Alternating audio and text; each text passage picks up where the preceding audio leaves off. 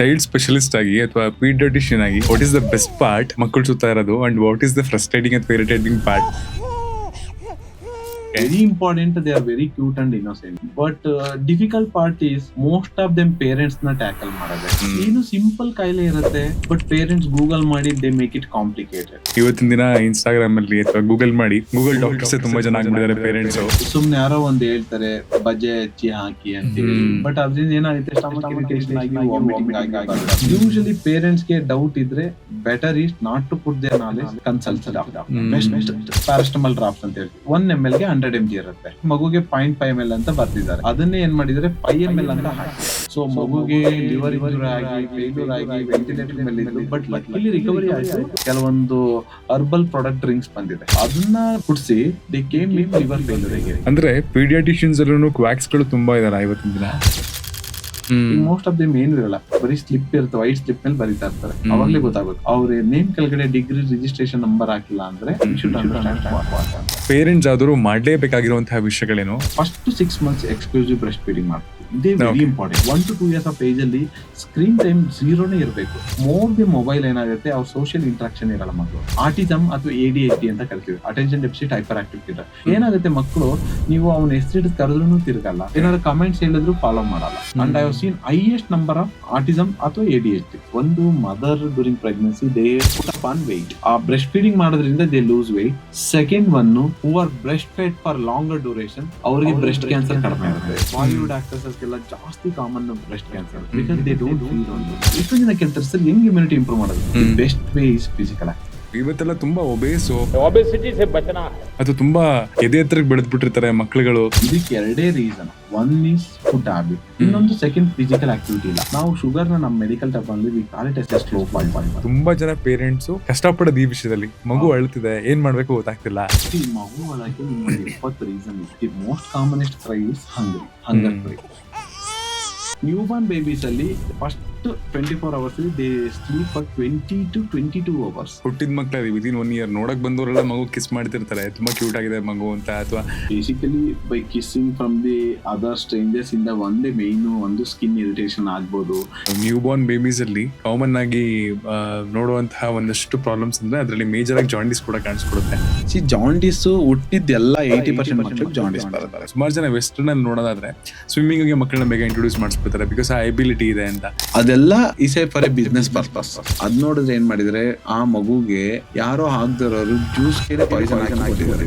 ಅದು ಅಬ್ನಾರ್ಮಲ್ ಬಂತು, we treated, then he got better by 48 hours. He came out of ventilator. At the end they say thank you so much doctor. ಅದ್ರ ಮುಂದೆ ನಿಮ್ಗೆ ಬೇರೆ ಏನು ಇಲ್ಲ.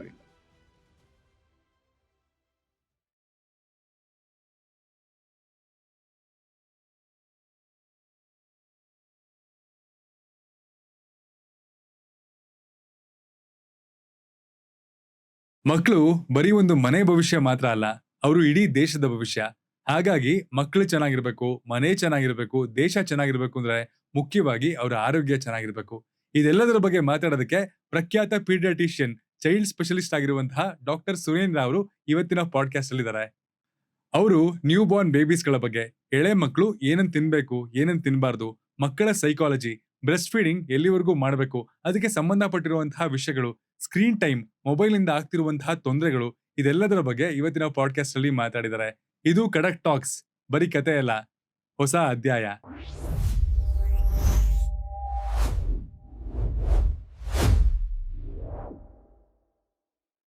Hi doctor, welcome to Kadak talks. Thanks for welcoming us. Thanks for inviting. ಹೇಗಿದ್ರಾ? Fine. Doctors ಕೇಳ್ಬೋದಾ ಹೇಗಿದ್ರಾ ಅಂತ? ಖಂಡಿತ. ಜಾಸ್ತಿ ಸ್ಟ್ರೆಸ್ ನಮ್ಗೆ ಇರೋದು ಆಕ್ಚುಲಿ. ನೈಟ್ ಫೋನ್ ಕಾಲ್ಸ್ ಇರ್ಬೋದು, ಸಿಕ್ ಪೇಷಂಟ್ ಆಯ್ತು, ನಮ್ಗೆ ಜಾಸ್ತಿ ಫೋನ್ ಕಾಲ್ಸ್ ಬರೋದು. ಓಕೆ, ಚೈಲ್ಡ್ ಸ್ಪೆಷಲಿಸ್ಟ್ ಆಗಿ ಅಥವಾ ಪೀಡಿಯಾಟ್ರಿಷಿಯನ್ ಆಗಿ ಹೇಗಿದೆ ಜೀವನ? ವೆರಿ ನೈಸ್, ಬಟ್ ನಾವೇನ್ ಡಾಕ್ಟರ್ಸ್ ತರ ಏನು ಫೀಲ್ ಆಗಲ್ಲ. ಈಗ ಅಡಲ್ಟ್ ಆದ್ರೆ ಕನ್ವರ್ಸೇಷನ್ ಬೇರೆ ಇರುತ್ತೆ. ಮಕ್ಳಲ್ವಾ, there all most of them ಸ್ವಲ್ಪ ಚಿಕ್ಕ ಮಕ್ಳಾದ್ರೆ ಹೇಳ್ತಾರೆ, ದೊಡ್ಡ ಮಕ್ಳಾದ್ರೆ ಖುಷಿಯಾಗಿರ್ತಾರೆ. ಆ ಫೀಲೇ ಬೇರೆ actually. Very happy feeling actually. ಅಂದ್ರೆ ಇನಿಷಿಯಲ್ ಡೇಸ್ ಅಲ್ಲಿ ಮಕ್ಕಳು ಸುತ್ತ ಇರೋದು ಭಾರಿ ಕಷ್ಟ. ಅಂದ್ರೆ ಪೇಷನ್ಸ್ ಸಿಕ್ಕಾಪಟ್ಟೆ ಡಿಮ್ಯಾಂಡ್ ಮಾಡುತ್ತೆ. ಅದನ್ನೆಲ್ಲ ಹೇಗೆ ವೈಗೂಡಿಸ್ಕೊತಾ ಹೋದ್ರಿ? And what is the best part ಮಕ್ಕಳು ಸುತ್ತಾ ಇರೋದು and what is the frustrating ಅಥವಾ ಇರಿಟೇಟಿಂಗ್ ಪಾರ್ಟ್? ಅದೇನಾದ್ರು ಇದೆಯಾ? ಕಷ್ಟ ಆಗತ್ತಾ? ಒಂದು ಬೆಸ್ಟ್ ಪಾರ್ಟ್ ಏನು ಅಂತಂದ್ರೆ they're all cute and innocence. Okay. Very important, they are very cute and innocent. Hmm. But difficult part is most of them parents ನ tackle ಮಾಡದೆ. ಹ್ಮ್.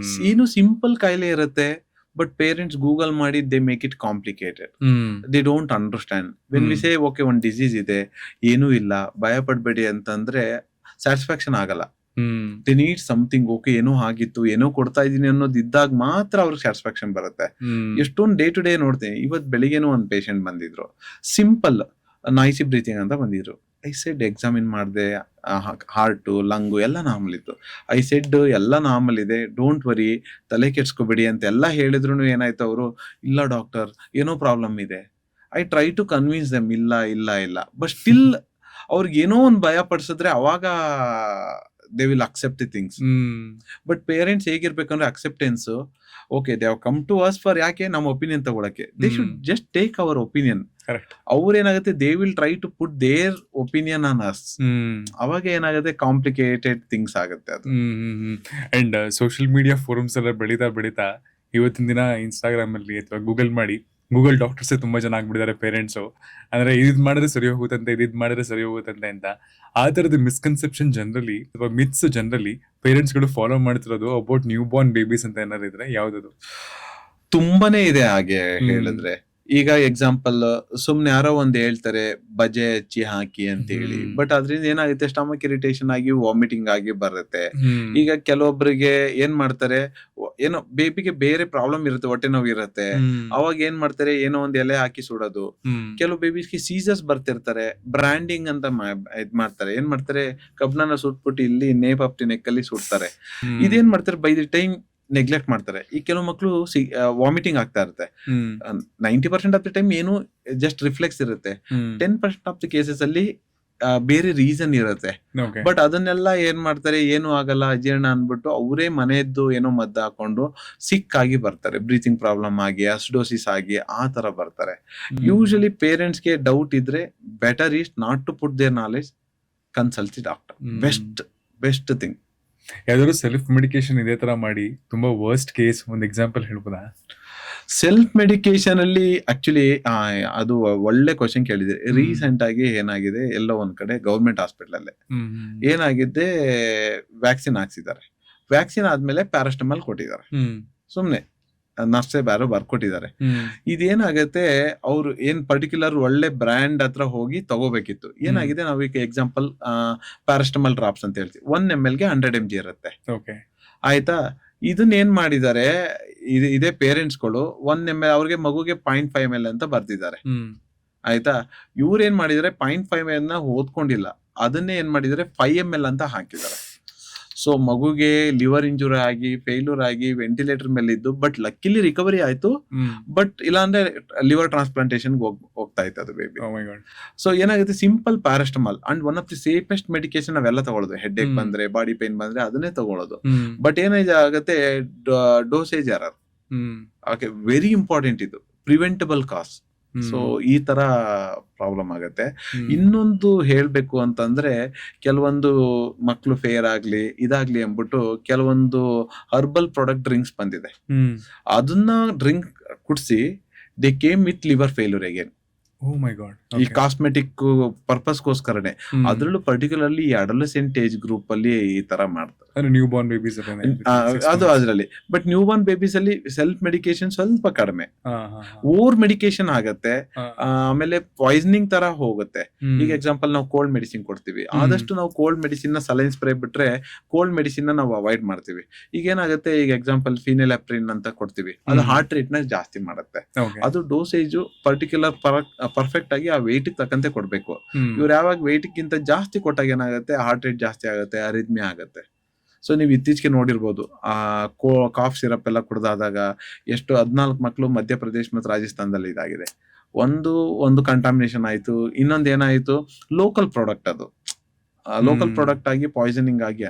ಕೆಲವೊಂದು ಮೆಡಿಕೇಶನ್ ಕೆಲವೊಂದು ಏಜ್ ಗ್ರೂಪ್ ಅಲ್ಲಿ ಬ್ಯಾನ್ ಆಗಿರುತ್ತೆ, ಅದನ್ನ ಅವ್ರು ಯೂಸೇ ಮಾಡಬಾರ್ದು. ಬಟ್ ಇವ್ರು ಏನ್ ಮಾಡ್ತಾರೆ, ಕೆಲವೊಬ್ರು ಕ್ವಾಕ್ ಹತ್ರ ಹೋಗ್ತಾರೆ, ಇಲ್ಲ ಅನ್ಕ್ವಾಲಿಫೈಡ್ ಡಾಕ್ಟರ್ ಹತ್ರ ಹೋದಾಗ ಈ ತರ ಪ್ರಾಬ್ಲಮ್ಸ್ ಆಗ್ತದೆ. ಅಂದ್ರೆ ಪೀಡಿಯಾಟಿಷಿಯನ್ಸ್ ಅಲ್ಲೂ ಕ್ವಾಕ್ಸ್ ಗಳು ತುಂಬಾ ಇದಾರೆ ಇವತ್ತಿನ ದಿನ. ಕ್ವಾಕ್ಸ್ ಅಂತಂದ್ರೆ ಏನಾಗ್ತದೆ, ಈಗ ಎಕ್ಸಾಂಪಲ್ ನನ್ನ ಜೊತೆ ಯಾರೋ ವರ್ಕ್ ಮಾಡ್ತಿರ್ತಾರೆ, ಏನ್ ಮಾಡ್ತಾರೆ, ಈ ವಿಲ್ 5 years ನಮ್ ಜೊತೆ ಇದ್ದಾಗ they will understand disease, medicine ನೋಡಿ ಅರ್ಥ ಆಗ್ಬಿಡುತ್ತೆ. ಏನ್ ಮಾಡ್ತಾರೆ, they will go to some periphery ಅಥವಾ ಒಂದೆಲ್ಲ ಸ್ಮಾಲ್ ಪ್ಲೇಸ್ಗೆ ಹೋಗ್ತಾರೆ, ದೇ ಸ್ಟಾರ್ಟ್ ಪ್ರಾಕ್ಟಿಸಿಂಗ್. ಏನ್ ಗೊತ್ತಾಗುತ್ತೆ, who will ask the degree. Okay. Government has made KPME rules ಎಲ್ಲ, ಅದ್ ಮಾಡೋದೇ ಇಲ್ಲ. ಎಷ್ಟು ಜನ ಮಾಡ್ತಾರೆ. ಈಗ example Ayurvedic doctor, they will have in depth knowledge in Ayurveda, but they will have less knowledge about allopathic, ನಮ್ ಮೆಡಿಸಿನ್ ಬಗ್ಗೆ. But they start practising allopathy, ಅವಾಗ ಡೋಸೇಜ್ ಮೆಡಿಕೇಶನ್ ಎರರ್ ಆಗುತ್ತೆ. ಈಗ I am like expert in allopathy, I can't practise Ayurvedic or homeopathy. My field of expertise ಅಲ್ಲಿ ನಾನು practice ಮಾಡ್ಬೇಕು. So ಇದು ಯಾವಾಗ ಮಿಕ್ಸ್ಡ್ ಕಾಂಬಿನೇಷನ್ ಆಫ್ ಪ್ರಾಕ್ಟೀಸ್ ಮಾಡ್ತಾರಲ್ಲ, ಅಲ್ಲಿ ಪ್ರಾಬ್ಲಮ್ ಆಗುತ್ತೆ. ಅಂಡ್ ಈ ವ್ಯಾಕ್ಸಿನ್ ಅವಾಯ್ಡ್ ಮಾಡೋದಕ್ಕೆ ಯಾವ್ದು ರೆಗ್ಯುಲೇಟೆಡ್ ಮೆಜರ್ಸ್ ಅಂತ ಇದುವರೆಗೂ ಬಂದಿಲ್ಲ. ರೆಗ್ಯುಲೇಟೆಡ್ ಮೆಜರ್ಸ್ ಮೊದ್ಲಿಂದನೂ ಇದೆ. Who will follow, who will go and check them. ಮಾಡಿದ್ದಾರೆ ಆಕ್ಚುಲಿ. KPME ಆಕ್ಟ್ ಅಂತ ಇದೆ, ಅದು KPME ರಿಜಿಸ್ಟ್ರೇಷನ್ ಆಗ್ಬೇಕು. ಈಗ ಎಷ್ಟು ಯಾರು ರಿಜಿಸ್ಟ್ರೇ ಮಾಡಲ್ಲ, ಅದಕ್ಕೆ ಸ್ವಲ್ಪ ಸ್ಪೆಂಡ್ ಆಗುತ್ತೆ, registration charges. Most of them ಮಾಡೋದೇ ಇಲ್ಲ. ಅಂಡ್ ಈವನ್ ಬರೋ ಪೇಷಂಟ್ಸ್ ಯಾರು ನಿಮ್ ಸರ್ಟಿಫಿಕೇಟ್ ತೋರಿಸಿ ನೋಡೋದೇ ಇಲ್ಲ. ಅವ್ರೆಲ್ಲ ಏನಾಗಿರ್ತಾರೆ, ಅವ್ರು ಏನೋ ಡಿಗ್ರಿನೂ ಹಾಕಿರಲ್ಲ. ಆಕ್ಚುಲಿ ನಾವ್ ಏನ್ ಮಾಡ್ಬೇಕು, ಈಗ ನನ್ನ ಹೆಸರು ಅಂದ್ರೆ ಡಾಕ್ಟರ್ ಸುರೇಂದ್ರ, MBBS MD, ನನ್ KMC ರಿಜಿಸ್ಟ್ರೇಷನ್ ಇರುತ್ತೆ, ಅದೆಲ್ಲ ಡಿಸ್ಪ್ಲೇ ಮಾಡಿರ್ತೀವಿ. ಈಗ ಮೋಸ್ಟ್ ಆಫ್ ದೆಮ್ ಏನು ಇರಲ್ಲ, ಬರೀ ಸ್ಲಿಪ್ ಇರುತ್ತೆ, ವೈಟ್ ಸ್ಲಿಪ್ ಮೇಲೆ ಬರೀತಾ ಇರ್ತಾರೆ. ಅವಾಗ್ಲೇ ಗೊತ್ತಾಗಬೇಕು ಅವ್ರ ನೇಮ್ ಕೆಳಗಡೆ ಡಿಗ್ರಿ ರಿಜಿಸ್ಟ್ರೇಷನ್ ನಂಬರ್ ಹಾಕಿಲ್ಲ ಅಂದ್ರೆ ವಿ ಶುಡ್ ಅಂಡರ್ಸ್ಟ್ಯಾಂಡ್ ಕ್ವಾಕ್ ಅಂತ. ದಿ ವೇ ದೇ ಸ್ಪೀಕ್ ಅಲ್ಲ, ಅದ್ರಲ್ಲೇ ಅರ್ಥ ಮಾಡ್ಕೋಬೇಕು. ಅಂಡ್ ನೀವು ಹೇಳಿದ್ರಿ ಹರ್ಬಲ್ ಡ್ರಿಂಕ್ಸ್ ಇಂದ ಕಲರ್ ಚೇಂಜ್ ಮಾಡೋದು ಅಥವಾ ಬೇರೆ ಒಂದಷ್ಟು ವಿಷಯಗಳ ಹಿಂದೆ ಚೆನ್ನಾಗಿತ್ತು, ಟ್ರೆಂಡ್ ಲೈನ್ ಅಲ್ಲಿ ಬಿದ್ದಿದ್ದಾರೆ ಅಂತ. ಅಂಡ್ ನಾನು ಇದ್ರ ಬಗ್ಗೆ ತುಂಬಾ ಕೇಳಿದ್ದೀನಿ. ಈಗ ಮೂಗ್ ಹೇಳಿದ್ರೆ ಮೂಗುದ್ದ ಆಗುತ್ತೆ ಅಂತ ಕೆಲವರು, ಅಂಡ್ ತಲೆ ಕೂದಲಿಗೆ ಒಂದಷ್ಟು ಜನ ಏನೋ ಮಾಡ್ತಿರ್ತಾರೆ. ಈ ಕಲರ್ ಅನ್ನೋದು ಸಿಕ್ಕಾಬಿಟ್ಟೆ ಜನಗಳಿಗೆ ತುಂಬಾ ತಲೆಯಲ್ಲಿ ಕೂತ್ಬಿಟ್ಟಿದೆ, ಫೇರ್ನೆಸ್ ಅನ್ನೋ ಒಂದು ವಿಷಯ ಎಲ್ಲ. ನ್ಯೂ ಬಾರ್ನ್ ಬೇಬೀಸ್ ಅಲ್ಲಿ ಅಥವಾ with in less than 1 year ಈ ಬದಲಾವಣೆಗಳಾಗತ್ತಾ ವಿತ್ ದಿಸ್ ಮೆಡಿಕೇಶನ್, ಅಥವಾ ಹಾಗೆ ಕೈಯಲ್ಲಿ ಎಳೆಯೋದು ಮೂಗನ್ನ, ಅದೆಲ್ಲ ವರ್ಕ್ ಆಗತ್ತಾ? ಏನು ಅದು ಚೇಂಜ್ ಆಗಲ್ಲ. ಸಿ ಅಟ್ ಬರ್ತ್ ಏನ್ ನೋಸ್ ಇರುತ್ತಲ್ಲ, ಕೆಲವೊಬ್ಬರಿಗೆ ಡಿಪ್ರೆಸ್ ನೇಸರ್ ಬ್ರಿಡ್ಜ್ ಅಂತೀವಿ. But as the baby grows that will grow. But ಒಬ್ಬೊಬ್ರು ಸ್ಮಾಲ್ ಇರುತ್ತೆ, ಒಬ್ಬೊಬ್ರು ಲಾಂಗ್ ಇರುತ್ತೆ. You can't modify. ಈಗ ಎಕ್ಸಾಂಪಲ್ ಸ್ವಲ್ಪ ಅಲ್ಲಿ ಮುಂದೆ ಬಂತು ಅಂದ್ರೆ ಪ್ರೆಸ್ ಮಾಡ್ತಿರ್ತಾರೆ, ಅದು ಹೋಗಲ್ಲ. ಅದೇ ತರ ಈಗೇನಾಗುತ್ತೆ, ಮಗು ಒಂದೇ ಕಡೆ ಲೆಫ್ಟ್ ಸೈಡ್ ಮಲ್ಕೊಂಡ್ರೆ ಲೆಫ್ಟ್ ಸೈಡ್ ಫ್ಲಾಟ್ ಆಗುತ್ತೆ, ಇನ್ನೊಂದ್ ಕಡೆ ಸ್ವಲ್ಪ ಬಲ್ಜ್ ಆಗುತ್ತೆ. ಇದು ಕಾಮನ್, ಅದು ಎಲ್ಲಿ ಮಲ್ಕೊಳ್ಳುತ್ತೆ ಅಲ್ಲಿ ಪ್ರೆಸ್ ಆಗಿ ಇದಾಗುತ್ತೆ. But by the end of 2 years ಏನಾಗುತ್ತೆ, V call it as A moulding. Moulding ಅಂದ್ರೆ ಶೇಪ್ ಬಂದ್ಬಿಡುತ್ತೆ. ಬಟ್ ಹಿಂಗ್ ಮೂಗ ಮುಂದೆ ಎಳೆಯೋದು, ಅದು ಪ್ರಾಕ್ಟೀಸ್ ಇದೆ, ನಾನು ನೋಡಿದೀನಿ. ತುಂಬಾ ಜನ ಮಾಡ್ತಾರೆ, ತುಂಬಾ ಕಾಮನ್ ಆಗಿ ಮಾಡ್ತಾರೆ, especially in rural areas.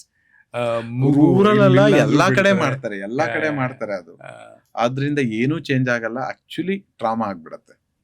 Actually ಇದರಿಂದ ತೊಂದರೆ ಆಗುತ್ತೆ ಮಗುಗೆ.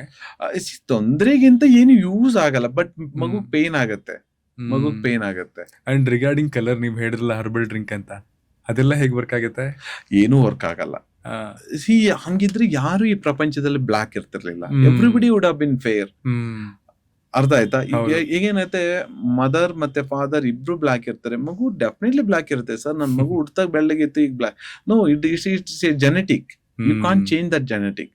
ಈಗ ನೀವ್ ಈಗಿರಕ್ಕೆ ನಿಮ್ ಜೆನೆಟಿಕ್ ರೀಸನ್, ನಾನ್ ಈಗಿರಕ್ಕೆ ನನ್ genetic reason. We can't change the genes. Cellular level ಅಲ್ಲಿ ಜೀನ್ಸ್ ಚೇಂಜ್ ಮಾಡಕ್ ಆಗಲ್ಲ.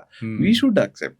ಬಟ್ ಇರೋದನ್ನ ಮೇಂಟೈನ್ ಮಾಡಕ್ಕೆ you should use good product. Maybe anti tanning medication ಇರ್ಬೋದು, ಅಥವಾ ಸನ್ಸ್ಕ್ರೀನ್ ಲೋಷನ್ ಇರ್ಬೋದು. ಆ ತರ ಸ್ವಲ್ಪ ಪ್ರೊಟೆಕ್ಟ್ ಮಾಡ್ಬೋದು ಹೊರತು you can't change the colour, ಇದೆಲ್ಲ ಮಾಡಕ್ ಆಗಲ್ಲ.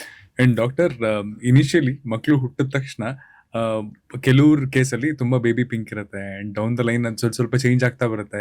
ವಿತ್ ಇನ್ 6 months ಗ್ರಾಫ್ ಒಂದಷ್ಟು ಬದಲಾವಣೆ ಆಗುತ್ತೆ ಇನ್ ಕಲರ್ಸ್. ಒಂದು ಪ್ರಾಪರ್ ಫೇಶಿಯಲ್ ಕಲರ್ ಅಥವಾ ಒಂದು ಬಾಡಿ ಕಲರ್ ಅನ್ನ ಸೆಟ್ ಆಗೋದಕ್ಕೆ how much time it will take? Usually birth ಅಲ್ಲಿ ಮೋಸ್ಟ್ ಆಫ್ ದೆಮ್ ಏನಾಗುತ್ತೆ, ಎಲ್ಲಾರು ಸ್ವಲ್ಪ ಫೇರು ಪಿಂಕಿಶೇ ಕಾಣಿಸ್ತಾರೆ. Usually as the baby grows, skin matures. Usually by 3 to 6 months of age ನಿಮ್ಗೆ ಪ್ರಾಪರ್ ಸ್ಕಿನ್ ಕಲರ್ ಗೊತ್ತಾಗ್ಬಿಡುತ್ತೆ. Usually by 3 months you can able to tell. But initial period ಅಲ್ಲಿ ಏನಾಗುತ್ತೆ, along with normal skin colour ಜೊತೆಗೆ ಸ್ವಲ್ಪ jaundice ಬರುತ್ತೆ. ಅವಾಗ ಏನಾಗುತ್ತೆ, skin colour change ಆಗುತ್ತೆ. ಈಗ ಜಾಂಡಿಸ್ ಬಂದು ನೀವು ಫೋಟೋಥೆರಪಿ ಕೊಟ್ಟಾಗ ಸ್ಕಿನ್ ಸ್ವಲ್ಪ ಡಾರ್ಕ್ ಆಗುತ್ತೆ, but it's all reversible. But ಏನಾಗುತ್ತೆ, ಬೈ 3 to 6 months ಅಲ್ಲಿ ನಿಮ್ಗೆ ಗೊತ್ತಾಗ್ಬಿಡುತ್ತೆ ಯಾವ ಕಲರ್ ಅಂತ. And that is the nature of the baby, ಆ colour. Yes, you can't change it. ಎಲ್ಲಾರು ಈಗ ಆಲಿವ್ ಆಯಿಲ್ ಮಸಾಜ್ ಮಾಡೋದಿರ್ಬೋದು, ಬಾದಾಮ್ ಆಯಿಲ್ ಮಸಾಜ್ ಮಾಡೋದಿರ್ಬೋದು, ಕೆಲವೊಬ್ರು ಕಡಲೆ ಹಿಟ್ಟಿಂದ ಮುಖ, ಯಾವ್ದ್ರಿಂದ ಚೇಂಜ್ ಆಗಲ್ಲ. Parents should accept this.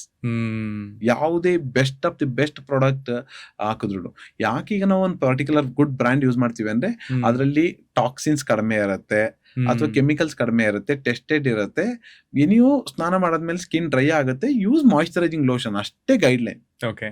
ಬೇರೆ ವಿ ಡೋಂಟ್ ಅಡ್ವೈಸ್ ಇದರಿಂದ ಮಗು ಕಲರ್ ಚೇಂಜ್ ಆಗುತ್ತೆ ಅಥವಾ ಸ್ಕಿನ್ ಫೇರ್ನೆಸ್ ಆಗುತ್ತೆ ಅಂತ ಯಾವುದಕ್ಕೂ ನಾವು ಅಡ್ವೈಸ್ ಮಾಡಲ್ಲ. We use some good products which are tested and there no side harm for the baby ಅಂತ ಸಜೆಸ್ಟ್ ಸೊ ಮಾಡ್ತೀವಿ. ಅದರಿಂದ ಸರಿ ಹೋಗುವಂತಹ ವಿಷಯಗಳಿಗಿಂತ ಅದಕ್ಕೆ ತೊಂದರೆ ಆಗುವಂತಹ ವಿಷಯಗಳು ಜಾಸ್ತಿ ಆಗ್ಬಿಡುತ್ತೆ. ಖಂಡಿತ.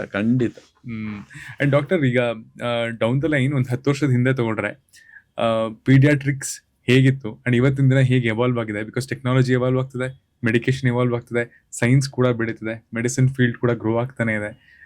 How it has been evolved 10 ವರ್ಷದ ಹಿಂದೆಗೂ ಈಗ್ಲಿಗೂ? ಡೆಫಿನೆಟ್ಲಿ ತುಂಬಾ ಎವಾಲ್ವ್ ಆಗಿದೆ. ಒಂದು disease pattern has change. Okay. ಮೊದ್ಲು ತುಂಬಾನೇ ಡಿಸೀಸ್ ಇಲ್ಲ. ಈಗ ಎಕ್ಸಾಂಪಲ್, ನೀವು 5 years ಬ್ಯಾಕ್ ಕೋವಿಡ್ ಹೆಸರೇ ಕೇಳಿರ್ಲಿಲ್ಲ. ನಾವು ಯು ಆರ್ ಸೀಯಿಂಗ್ ಕೋವಿಡ್. ಈಗ ಡೆಂಗು ಅನ್ನೋ 10 years ಬ್ಯಾಕ್ ತುಂಬಾ ಕಡಿಮೆ ಇತ್ತು. ಈಗ ಡೆಂಗು ಅಂದ್ರೆ ಎಪಿಡೆಮಿಕ್. ಈಗ ಮೊದ್ಲು ಫ್ಲೂ ಅನ್ನೋದಿರ್ಲಿಲ್ಲ, ಈಗ ಫ್ಲೂ ತುಂಬಾ ಎಪಿಡೆಮಿಕ್ ಆಗಿದೆ. ಅದೇ ತರ ಈಗ ಏನಾಗಿದೆ, ಪೀಡಿಯಾಟ್ರಿಕ್ಸ್ ಅಲ್ಲಿ ಮೊದ್ಲೇ ಮೋರ್ ಆಫ್ ಲೈಕ್ ಟೈಫಾಯ್ಡ್ ಅಂತ ಇತ್ತು. ಈಗ typhoid has come down like anything. ಯಾಕೆಂದ್ರೆ because of the vaccine and hygiene. ಈಗ ಮೊದ್ಲೇ ಮಲೇರಿಯಾ ಕಾಮನ್ ಇತ್ತು, ಬಿಕಾಸ್ ಆಫ್ ಮಸ್ಕಿಟೋ ಕಂಟ್ರೋಲ್ ಅದು ಕಡಿಮೆ ಆಗಿದೆ. ಆಮೇಲೆ ಈಗ ಫ್ಲೂ ಯೂಶಲಿ ವ್ಯಾಕ್ಸಿನ್ ಹಾಕೋದ್ರಿಂದ ಅದನ್ನು ಕಡಿಮೆ ಆಗಿದೆ. So many disease have like extinct. ಈಗ example polio, almost India almost 14-15 years ಇಂದ there are no reported case of polio because of the continuation vaccination. ಈಗ ಆಲ್ಮೋಸ್ಟ್ ಪೋಲಿಯೋ ಡ್ರಾಪ್ಸ್ ನಿಲ್ಸಿ we are only on IPV. So ಏನಾಗಿದೆ, ಈಗ ಅದೇ ತರ vaccine ಹಾಕಿ ಮೋಸ್ಟ್ ಆಫ್ ದಿ ಡಿಸೀಸ್ ಗಳು ಹೋಗ್ತಾ ಇದೆ, ಬಟ್ ನ್ಯೂ ಡಿಸೀಸ್ ಗಳು ಬರ್ತಾ ಇದೆ and new viruses are evolving. ಈಗ ಇನ್ಫ್ಲುಯೆನ್ಸಾ A ಇರ್ಬೋದು, H1N1 ಇರ್ಬೋದು. ಈಗ ರೀಸೆಂಟ್ ಆಗಿ ನೀವು ಡೆಲ್ಲಿ ನೋಡಿದ್ರಿ, H3N2 ಎಪಿಡೆಮಿಕ್ ಆಗಿತ್ತು. ಏನಾಗಿದೆ, there are so many some viruses ಕಡಿಮೆ ಆದಾಗ ಕೆಲವು viruses are becoming dominate, but ಕೆಲವೊಂದು ಡಿಸೀಸ್ ಅಂತೂ ಹೋಗಿದೆ. ಅಂಡ್ ಎಲ್ಲೋ ಒಂದ್ ಕಡೆ ನಾನು ರಿಸರ್ಚ್ ಮಾಡ್ಬೇಕಾದ್ರೆ ಒಂದು ಓದ್ದೆ, ಅಂದ್ರೆ ನ್ಯೂ ಬಾರ್ನ್ ಬೇಬೀಸ್ ಅಲ್ಲಿ 300 ಬೋನ್ಸ್ ಇರುತ್ತಂತೆ, 300 ಮೂಳೆ ಇರುತ್ತೆ ಅಂತ ಹೇಳ್ತಾರೆ. And over the line adults ಆಗ್ತಾ ಅದು 206ಕ್ಕೆ ಟರ್ನ್ ಆಗುತ್ತೆ ಅಂತ. ನಿಜಾನ ಇದು? ಏನಾಗುತ್ತೆ ಅಂತಂದ್ರೆ, ಈಗ ನಾವು ಸ್ಕಲ್ ಅಲ್ಲಿ ಮಲ್ಟಿಪಲ್ ಬೋನ್ಸ್ ಇರುತ್ತೆ. Usually it's 206 only. ಏನಾಗುತ್ತೆ, ಬೋನ್ಸ್ ಗಳು ಮಗುಗೆ ನಾವು ಆಸಿಫಿಕೇಶನ್ ಅಂತ ಇರುತ್ತೆ, ಸೊ ಅವು ಜಾಯಿನ್ ಆಗ್ತಾ ಹೋಗುತ್ತೆ. But actually it's 206 only. But primary ossification centre, secondary ossification centre ಅಂತ ಕರಿತೀವಿ. ಸೊ ಅಲ್ಟಿಮೇಟ್ಲಿ ಅವೆಲ್ಲ ಜಾಯಿನ್ ಆಗುತ್ತೆ. At the end it is 206 only. Okay. And new Born babies ಹುಟ್ಟಿದ ತಕ್ಷಣ ಮೊದಲ ವರ್ಷದಲ್ಲಿ ಪೇರೆಂಟ್ಸ್ ಆದರೂ ಮಾಡಲೇಬೇಕಾಗಿರುವಂತಹ ವಿಷಯಗಳೇನು, ಅಥವಾ ಮಾಡಲೇಬಾರ್ದು, ವಿಚ್ ಇಸ್ ರೆಡ್ ಫ್ಲಾಗ್ ಅಂತ ಹೇಳೋದಾದ್ರೆ ಏನು? ಒಂದು good question, actually very good question. ಒಂದು first 6 months exclusive breast feeding ಮಾಡಬೇಕು. ಇದೇ very important. Most of them are like addicted to formula feed, because ಎಷ್ಟೊಂದು ಜನ ವರ್ಕಿಂಗ್ ವುಮೆನ್ ಇರ್ತಾರೆ. ಅದಕ್ಕೆ ಒಂದು exclusive breast feeding and they should continue breastfeeding till 1.5 to 2 years of age. This is very important. And extra food shuru ಮಾಡಬೇಕಾದ್ರೆ they should start after 6 months completion of age.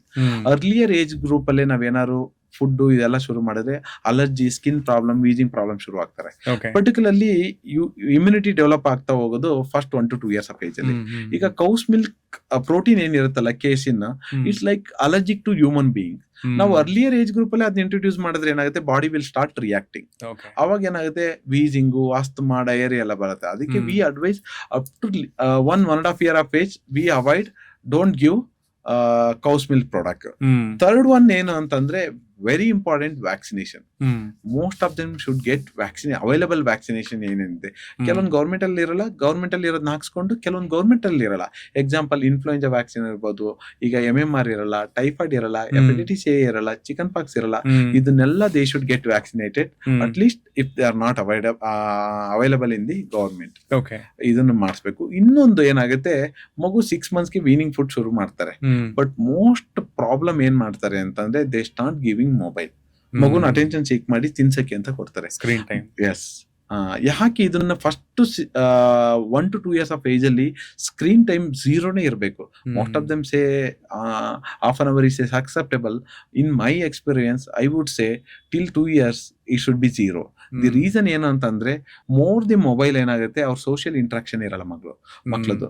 ಅವಾಗ ಏನಾಗುತ್ತೆ, social interaction ಇಲ್ಲ ಅಂತಂದಾಗ you might have heard autism ಅಥವಾ ADHD ಅಂತ ಕರಿತೀವಿ, attention deficit hyper active kid. ಇಲ್ಲಿ ಏನಾಗುತ್ತೆ, ಮಕ್ಕಳು ನೀವು ಅವನ ಹೆಸರಿಟ್ಟು ಕರೆದ್ರೂ ತಿರ್ಗಲ್ಲ, ಏನಾರ ಕಮೆಂಟ್ಸ್ ಹೇಳಿದ್ರು ಫಾಲೋ ಮಾಡಲ್ಲ.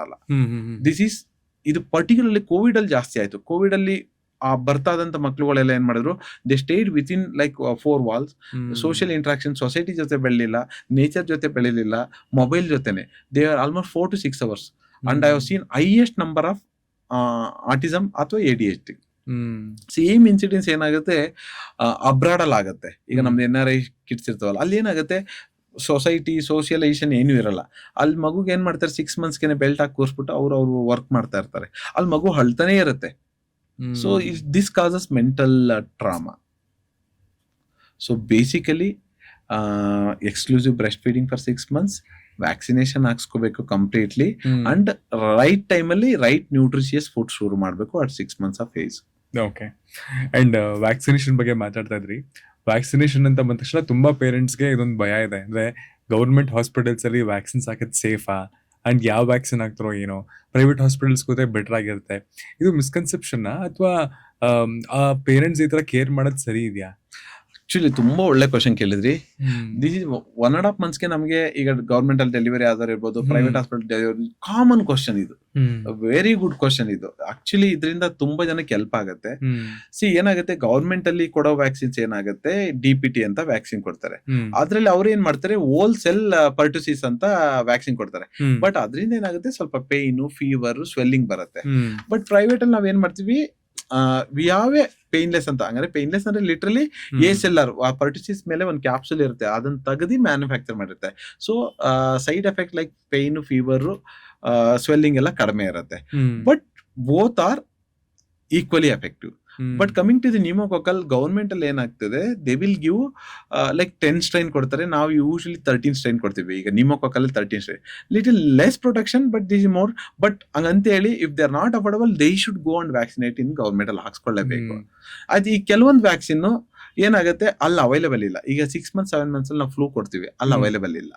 ಸೊ ಅದನ್ನ ಹಾಕ್ಸ್ಕೋಬಹುದು. ಆಮೇಲೆ 10 months ಅಲ್ಲಿ ನಾವು ಟೈಫಾಯ್ಡ್ ಕೊಡ್ತೀವಿ, ಅಲ್ಲಿ ಹಾಕಲ್ಲ, ಅದನ್ನ ಹಾಕ್ಸ್ಕೋಬಹುದು. 1 year ಅಲ್ಲಿ ನಾವು ಹೆಪಟೈಟಿಸ್ A ಕೊಡ್ತೀವಿ, that's the most commonest cause of jaundice in childrens. ಅದು ಅವೈಲೇಬಲ್ ಇಲ್ಲ. ಓಕೆ, ಅದನ್ನ ಹಾಕ್ಸ್ಕೋಬೇಕು. ಅಮ್ಮ ಚಿಕನ್ ಪಾಕ್ಸ್, ಇದಿಷ್ಟು ವ್ಯಾಕ್ಸಿನ್ ಎಕ್ಸ್ಟ್ರಾ ಹಾಕ್ಸ್ಕೋಬೇಕು. Otherwise who are not affordable ಅಥವಾ who want to get vaccinated, they can safely get vaccinated. ಏನು ಇಲ್ಲ. ಬಟ್ ಓನ್ಲಿ ಫೀವರ್, ಪೇನ್ ಸ್ವಲ್ಪ ಬರುತ್ತೆ, they should take appropriate medication. ಅದಷ್ಟೇ ಬಿಟ್ರೆ otherwise there are few vaccines which are not given at government ಅಷ್ಟೇ, but they are good quality. ಈಗ ನಮ್ಮಲ್ಲಿ ಏನಾಗುತ್ತೆ, ಸಿಂಗಲ್ ಯೂಸೇಜ್ ವ್ಯಾಕ್ಸಿನ್ ಇರುತ್ತೆ, ಒಂದ್ ಮಗುಗೆ ಪ್ರಿಕ್ ಮಾಡ್ತೀವಿ, ದಟ್ಸ್ ಎ ಡಿಸ್ಕಾರ್ಡ್ ಅಷ್ಟೇ. ಬಟ್ ಇಲ್ಲೇನಾಗುತ್ತೆ, ಮಲ್ಟಿ ಡೋಸ್ ವಯಲ್ ಇರುತ್ತೆ. ಅಂದ್ರೆ ಒಂದೇ ವಯಲ್ ಅಲ್ಲಿ 10 marks ಕೊಡೋಂಗೆ, because these are very expensive. ಈಗ ಒಂದು ಪೇರೆಂಟ್ ಒಂದ್ ಮಗುಗೆನೆ ಒಂದ್ ವ್ಯಾಕ್ಸಿನ್ ಕೊಡಕ್ಕೆ ದುಡ್ಡು ಖರ್ಚು ಮಾಡ್ಬೇಕಂತ ಯೋಚನೆ ಮಾಡ್ತಾರೆ. ಬಟ್ ಇಮ್ಯಾಜಿನ್, ಇಂಡಿಯಾದಲ್ಲಿ 15 ಕೋಟಿ ಮಕ್ಳಿದ್ದಾರೆ. 15 ಕೋಟಿ ಮಕ್ಳಿದ್ದಾಗ ಅವ್ರು ಹೇಗೆ ಒಂದು ಮಗುಗೆ ಅಷ್ಟು ಕಾಸ್ಟ್ಲಿ ವ್ಯಾಕ್ಸಿನ್ ಕೊಡಕ್ಕೆ ಸಾಧ್ಯ? ಸೊ ಅದಕ್ಕೆ ಅವ್ರು ಏನ್ ಮಾಡ್ತಾರೆ, ಕಾಸ್ಟ್ ಕಟ್ ಡೌನ್ಗೆ ಏನ್ ಮಾಡ್ತಾರೆ, ಮಲ್ಟಿ ಡೋಸ್ ವಯಲ್ ಅಂತ ಕರಿತೀವಿ ಅವರು. ಅದು ಅಂಡ್ ರೂರಲ್ ಏರಿಯಾಸ್ ಅಲ್ಲಿ ಡಾಕ್ಟರ್, ತುಂಬಾ ಜನಕ್ಕೆ ಇದ್ರ ಬಗ್ಗೆ ಮಾಹಿತಿನೇ ಇರಲ್ಲ. ಅಂದ್ರೆ ವ್ಯಾಕ್ಸಿನೇಷನ್ ಬಗ್ಗೆ ಎಕ್ಸಾಂಪಲ್, ಗೌರ್ಮೆಂಟ್ ಅಲ್ಲಿ ಸಿಗೋ ವ್ಯಾಕ್ಸಿನ್ಸ್ ಹಾಕ್ಸಿರ್ತಾರೆ, ನೀವು ಹೇಳ್ದಂಗೆ ಪ್ರೈವೇಟ್ ಅಲ್ಲಿ ಇನ್ನೊಂದಷ್ಟು ವ್ಯಾಕ್ಸಿನ್ಸ್ ಹಾಕ್ಸ್ಬೇಕಿರುತ್ತೆ. ಅದು ವ್ಯಾಕ್ಸಿನ್ಸ್ ಹಾಕಿಸ್ಬೇಕು, ಯಾವ ಟೈಮ್ ಲೈನ್ ಹಾಕ್ಸ್ಬೇಕು ಅನ್ನೋದು ಗೊತ್ತಿರಲ್ಲ. ಆ ಥರದವ್ರಿಗೆ ಒಂದು ಜನರಲ್ ಇನ್ಫಾರ್ಮೇಶನ್ ವ್ಯಾಕ್ಸಿನ್ಸ್ ಬಗ್ಗೆ ತಿಳ್ಕೊಬೇಕು ಅಂದ್ರೆ what is the good medium, ಅಥವಾ ಯಾವುದು ಒಂದು ಒಳ್ಳೆ ವಿಧಾನ? ಒಂದೇನು ಅಂತಂದ್ರೆ, ಯೂಶಲಿ ವ್ಯಾಕ್ಸಿನೇಷನ್ ಚಾರ್ಟೇ ಇರುತ್ತೆ. ವ್ಯಾಕ್ಸಿನೇಷನ್ ಇವನ್ ಗವರ್ಮೆಂಟ್ ವ್ಯಾಕ್ಸಿನೇಷನ್ ಚಾರ್ಟ್ ಕೊಡುತ್ತೆ, ಬಟ್ ಇದು ಆಪ್ಷನಲ್ ವ್ಯಾಕ್ಸಿನ್ಸ್ ಏನಿರಲ್ಲ. ಬಟ್ ಈಗ ನಮ್ಮಲ್ಲಿ ಎಲ್ಲಾದು Indian academy of paediatrics IAP ಅಂತಿದೆ, ಅದ್ರಲ್ಲಿ ಇದು ಅವೈಲೇಬಲ್ ಇದೆ. ಬಟ್ ನಮ್ಮ ಹತ್ರ ಎನಿ ಪ್ರೈವೇಟ್ ಪಿಡಿಯಾಟ್ರಿಷಿಯನ್ ಹತ್ರ ಹೋದ್ರೆ ಎಲ್ಲರ ಹತ್ರನೂ ಇರುತ್ತೆ. Even they can enquiry in government only, ಎಲ್ಲ ಹಾಕ್ಸ್ಬೇಕು. ಬಟ್ ಅವ್ರು ಫಸ್ಟ್ ಹಾಕ್ಸ್ಬೇಕು ಅನ್ನೋದು ನಾಲೆಡ್ಜ್ ಬರ್ಬೇಕು, ಅವಾಗ ಅವ್ರು ಹಾಕ್ಬೇಕು. ತುಂಬಾ ಜನ ಹಾಕಿಸ್ಬೇಕು ಅನ್ನೋ ನಾಲೆಡ್ಜ್ ವಿಷಯದಲ್ಲಿ ಹಾಕಿಸ್ತಿರೋದನ್ನು ಆಪ್ಟ್ ಮಾಡೋರು ಇದಾರ? ಹೌದು. ಯಾಕೆ ಆ ತರ ನಡೆಯುತ್ತೆ? ಒಂದು ಏನಾಗುತ್ತೆ, ನಮ್ಗೆಲ್ಲ ಹಾಕ್ಸಿದಾರ, ನಾವೀಗೆಲ್ಲ ಚೆನ್ನಾಗಿಲ್ವಾ ಅಂತೆ. ಬಟ್ 30 years ಬ್ಯಾಕ್ ಡಿಸೀಸ್ ಬರ್ಡನೆ ಬೇರೆ, ಅವಾಗ ಬೇರೆ. ಅವಾಗ 4-5 ಮಕ್ಳು ಇರ್ತಿದ್ವು, ಒಬ್ರಿಗೆ ಏನಾರ ಆದ್ರೂ ಓಕೆ ಅಕ್ಸೆಪ್ಟೇಬಲ್ ಇತ್ತು. ಈಗ most of them 1 kid or 2 kids ಇರುತ್ತೆ. ಬಟ್ ಈಗ because of the environmental destruction, disease burden ಏನಾಗಿದೆ ಹೇಳಿ, ತುಂಬಾನೇ ಜಾಸ್ತಿ ಆಗಿದೆ. ಮೊದ್ಲೆಲ್ಲಿ ಇಷ್ಟೊಂದು ಡಿಸೀಸ್ ಇತ್ತು, ಯಾವ್ದಾರ ಮಗುನ ಹಾಸ್ಪಿಟಲ್ಗೆ ಹುಟ್ಟಾಗಿಂದ 1 ಸಲ 2 ಸಲ ಕರ್ಕೊಂಡು ಹೋಗ್ತಿದ್ರು. ಈಗ ಬೇಸಿಕಲಿ ನಮ್ಮ food habit, lifestyle, environment destruction ಇಂದನೇ ಇದೆಲ್ಲ ಪ್ರಾಬ್ಲಮ್ ಆಗಿರೋದು. ಅಂಡ್ ರೈಟ್ ಪ್ರಾಕ್ಟೀಸಸ್ ಅಲ್ಲಿ ಬ್ರೆಸ್ಟ್ ಫೀಡಿಂಗ್ ಬಗ್ಗೆ ಕೂಡ ಮಾತಾಡಿದ್ವಿ. ಬ್ರೆಸ್ಟ್ ಫೀಡಿಂಗು 1 ವರ್ಷದ ಒಳಗಡೆವರೆಗೂ ಕಂಟಿನ್ಯೂಸ್ ಆಗಿ ರೆಗ್ಯುಲರ್ ಆಗಿ ಮಾಡಬೇಕು ಅಂತ ಹೇಳಿದ್ರಿ. ಈಗ ಕೆಲವ್ರ ಕೇಸಲ್ಲಿ ಬ್ರೆಸ್ಟ್ ಫೀಡಿಂಗ್ ಗೆ ಹಾಲು ಬರ್ತಿರಲ್ಲ, ಆ ತರದ ಕೇಸಲ್ಲಿ ಈಗ ಫಾರ್ಮುಲಾ ಇಲ್ಲ ಸೆರ್ಲಾಕ್ ಹೋಗ್ತಾರೆ. ಬಟ್ ಕೆಲವರಿಗೆ ಬರ್ತಿರೋರ್ಗೂ ಕೂಡ ಅಂದ್ರೆ ಡ್ಯೂ ಟು ವರ್ಕ್ ಪ್ರೆಷರ್ ಇಲ್ಲ ಕೆಲ್ಸಕ್ಕೆ ಹೋಗ್ಬೇಕು ಅನ್ನೋ ಕೇಸ್ಗಳಲ್ಲಿ ಫಾರ್ಮುಲಾ ಹಾಕ್ತಾರೆ ಇಲ್ಲ ಸೆರ್ಲಾಕ್ ಅಂತೆಲ್ಲ ಹಾಕ್ತಾರೆ. ಬಟ್ ಈ ಸೆರ್ಲಾಕ್ ಅಲ್ಲೂ ನೋ ಶುಗರ್ ಅಂತೆಲ್ಲ ಮೇಲೆ ಬರ್ದಿದ್ರು ಇಟ್ ಕಂಟೈನ್ ಸ್ವೀಟ್. ಸೊ ಇದ್ರ ಬಗ್ಗೆ ಏನ್ ಹೇಳ್ತೀರಾ? Actually normal recommendation first 6 months breast ಮಿಲ್ಕ್ಗೆ ಸಾಕಾಗುತ್ತೆ. 6 months ಆದ್ಮೇಲೆ ಮಗು ಗ್ರೋತ್ ಜಾಸ್ತಿ ಇರೋದ್ರಿಂದ ಸಪ್ಲಿಮೆಂಟೇಶನ್ ನಾವು ಕೊಡ್ಲೇಬೇಕಾಗತ್ತೆ. ಅದಕ್ಕೆ ನಾವು ವೀನಿಂಗ್ ಫುಡ್ ಅಂತೀವಿ. ನಾವು ನಾರ್ಮಲಿ ರಾಗಿ ಮಾಲ್ಟ್ ಇರ್ಬೋದು, ದಾಲ್ ಕಿಡ್ಡಿ ಇರ್ಬೋದು, ಫ್ರೂಟ್ಸ್ ಇರ್ಬೋದು, ವೆಜಿಟೇಬಲ್ ಸೂಪ್ ಇರ್ಬೋದು, ಅದನ್ನ ನಾವು ಆ್ಯಡ್ ಮಾಡ್ತಾ ಹೋಗ್ತೀವಿ. ಇದು ರೈಟ್ ಟೈಮಲ್ಲಿ ಅದು ಆ್ಯಡ್ ಮಾಡೋದ್ರಿಂದ ಮಗು ಚೀವ್ ಮಾಡುತ್ತಲ್ಲ, ಪ್ರಾಪರ್ ಕನ್ಸಿಸ್ಟೆನ್ಸಿ ಕೊಟ್ಟಾಗ ಇದೆಲ್ಲ ಮಸಲ್ ಡೆವಲಪ್ ಆಗುತ್ತೆ. ಸೊ ಇದರಿಂದ ಮಗು ಎತ್ಕೊಂಡು ತಿನ್ನೋದ್ರಿಂದ ಆ ಕೋಆರ್ಡಿನೇಷನ್ ಡೆವಲಪ್ ಆಗುತ್ತೆ. ಇದನ್ನ ನಾವು ಚಿಕ್ಕಂದ್ರಲ್ಲಿ ನಮ್ಮ ಹಳ್ಳಿಲೇ ಚೆನ್ನಾಗಿ ಮಾಡ್ತಾ ಇದ್ರು. ಈಗ ಏನಾಗಿದೆ, most of them mother 3 months ಅಲ್ಲೇ ಏನಾಗುತ್ತೆ ವರ್ಕಿಂಗ್ ಹೋಗ್ತಾರೆ, ಬ್ರೆಸ್ಟ್ ಮಿಲ್ಕ್ ಮಾಡಲ್ಲ, ಬಟ್ ಫಾರ್ಮುಲಾ ಮಿಲ್ಕ್ ಶುರು ಮಾಡ್ಬಿಡ್ತಾರೆ. ಈ ಫಾರ್ಮುಲಾಗುನು is prepared from cow's milk only. ಏನ್ ಡಿಫ್ರೆನ್ಸ್ ಏನು ಅಂತಂದ್ರೆ, ಈಗ ಬ್ರೆಸ್ಟ್ ಮಿಲ್ಕ್ ಅಲ್ಲಿ ವೇ ಪ್ರೋಟೀನ್ ಅಂತ ಇರುತ್ತೆ, ಅದು 80% ಇರುತ್ತೆ, ಕೇಸಿನ್ ಅನ್ನೋದು 20% ಇರುತ್ತೆ. ಅದೇ ನಾವು ಕೌಸ್ ಮಿಲ್ಕ್ ಹೋದ್ರೆ 80% ಕೇಸಿನ್ ಇರುತ್ತೆ, 20% whey protein is very good, ಬೇಕಿರದೆ. ಬಟ್ ಕೌಸ್ ಮಿಲ್ಕ್ ಅಲ್ಲಿ ಅದು ಏನಾಗುತ್ತೆ, ಕೇಸಿನ್ 80% ಇರುತ್ತೆ. ಈ ಫಾರ್ಮುಲಾ ಮಾಡ್ಬೇಕಾದ್ರೆ ಸ್ವಲ್ಪ ಕೇಸಿನ್ ಪ್ರೋಟೀನ್ ತೆಗೆದ್ಬಿಟ್ಟು ಫಾರ್ಮುಲಾ ಇದ್ ಮಾಡ್ತಾರೆ. But you can't compare breast milk with formula. ಇದು ಎಮರ್ಜೆನ್ಸಿಗೆ ಅಥವಾ ಆಗದೇ ಇಲ್ಲ, ಈಗ ವರ್ಕ್ನು ಬ್ಯಾಲೆನ್ಸ್ ಮಾಡ ಅವಾಗ ಅಷ್ಟೇ. But otherwise we don't recommend formula feeds or cow's milk till 1 year of age. ಅಂದ್ರೆ ಮಕ್ಕಳ ಬೆಳವಣಿಗೆನಲ್ಲಿ ಫಾರ್ ಎಕ್ಸಾಂಪಲ್ 2 ಮಕ್ಕಳನ್ನ ಕನ್ಸಿಡರ್ ಮಾಡೋಣ, baby A and baby B. Baby A breast milk ಇಂದ ತಯಾರಾಗ್ತಿರೋ ಮಗು ಅನ್ಕೋಣ 1 year down the line, and baby B ಬಂದು ಫಾರ್ಮುಲಾ ಅಥವಾ ಸೆರ್ಲಾಕ್ ಇಂದ ಡೆವಲಪ್ ಆಗ್ತಿದೆ ಅಂತ ಅನ್ಕೋಣ. ಬೆಳವಣಿಗೆ ವಿಷಯದಲ್ಲಿ ಇದು ಮ್ಯಾಟರ್ ಆಗುತ್ತಾ? ಖಂಡಿತ, particularly mainly for the brain growth.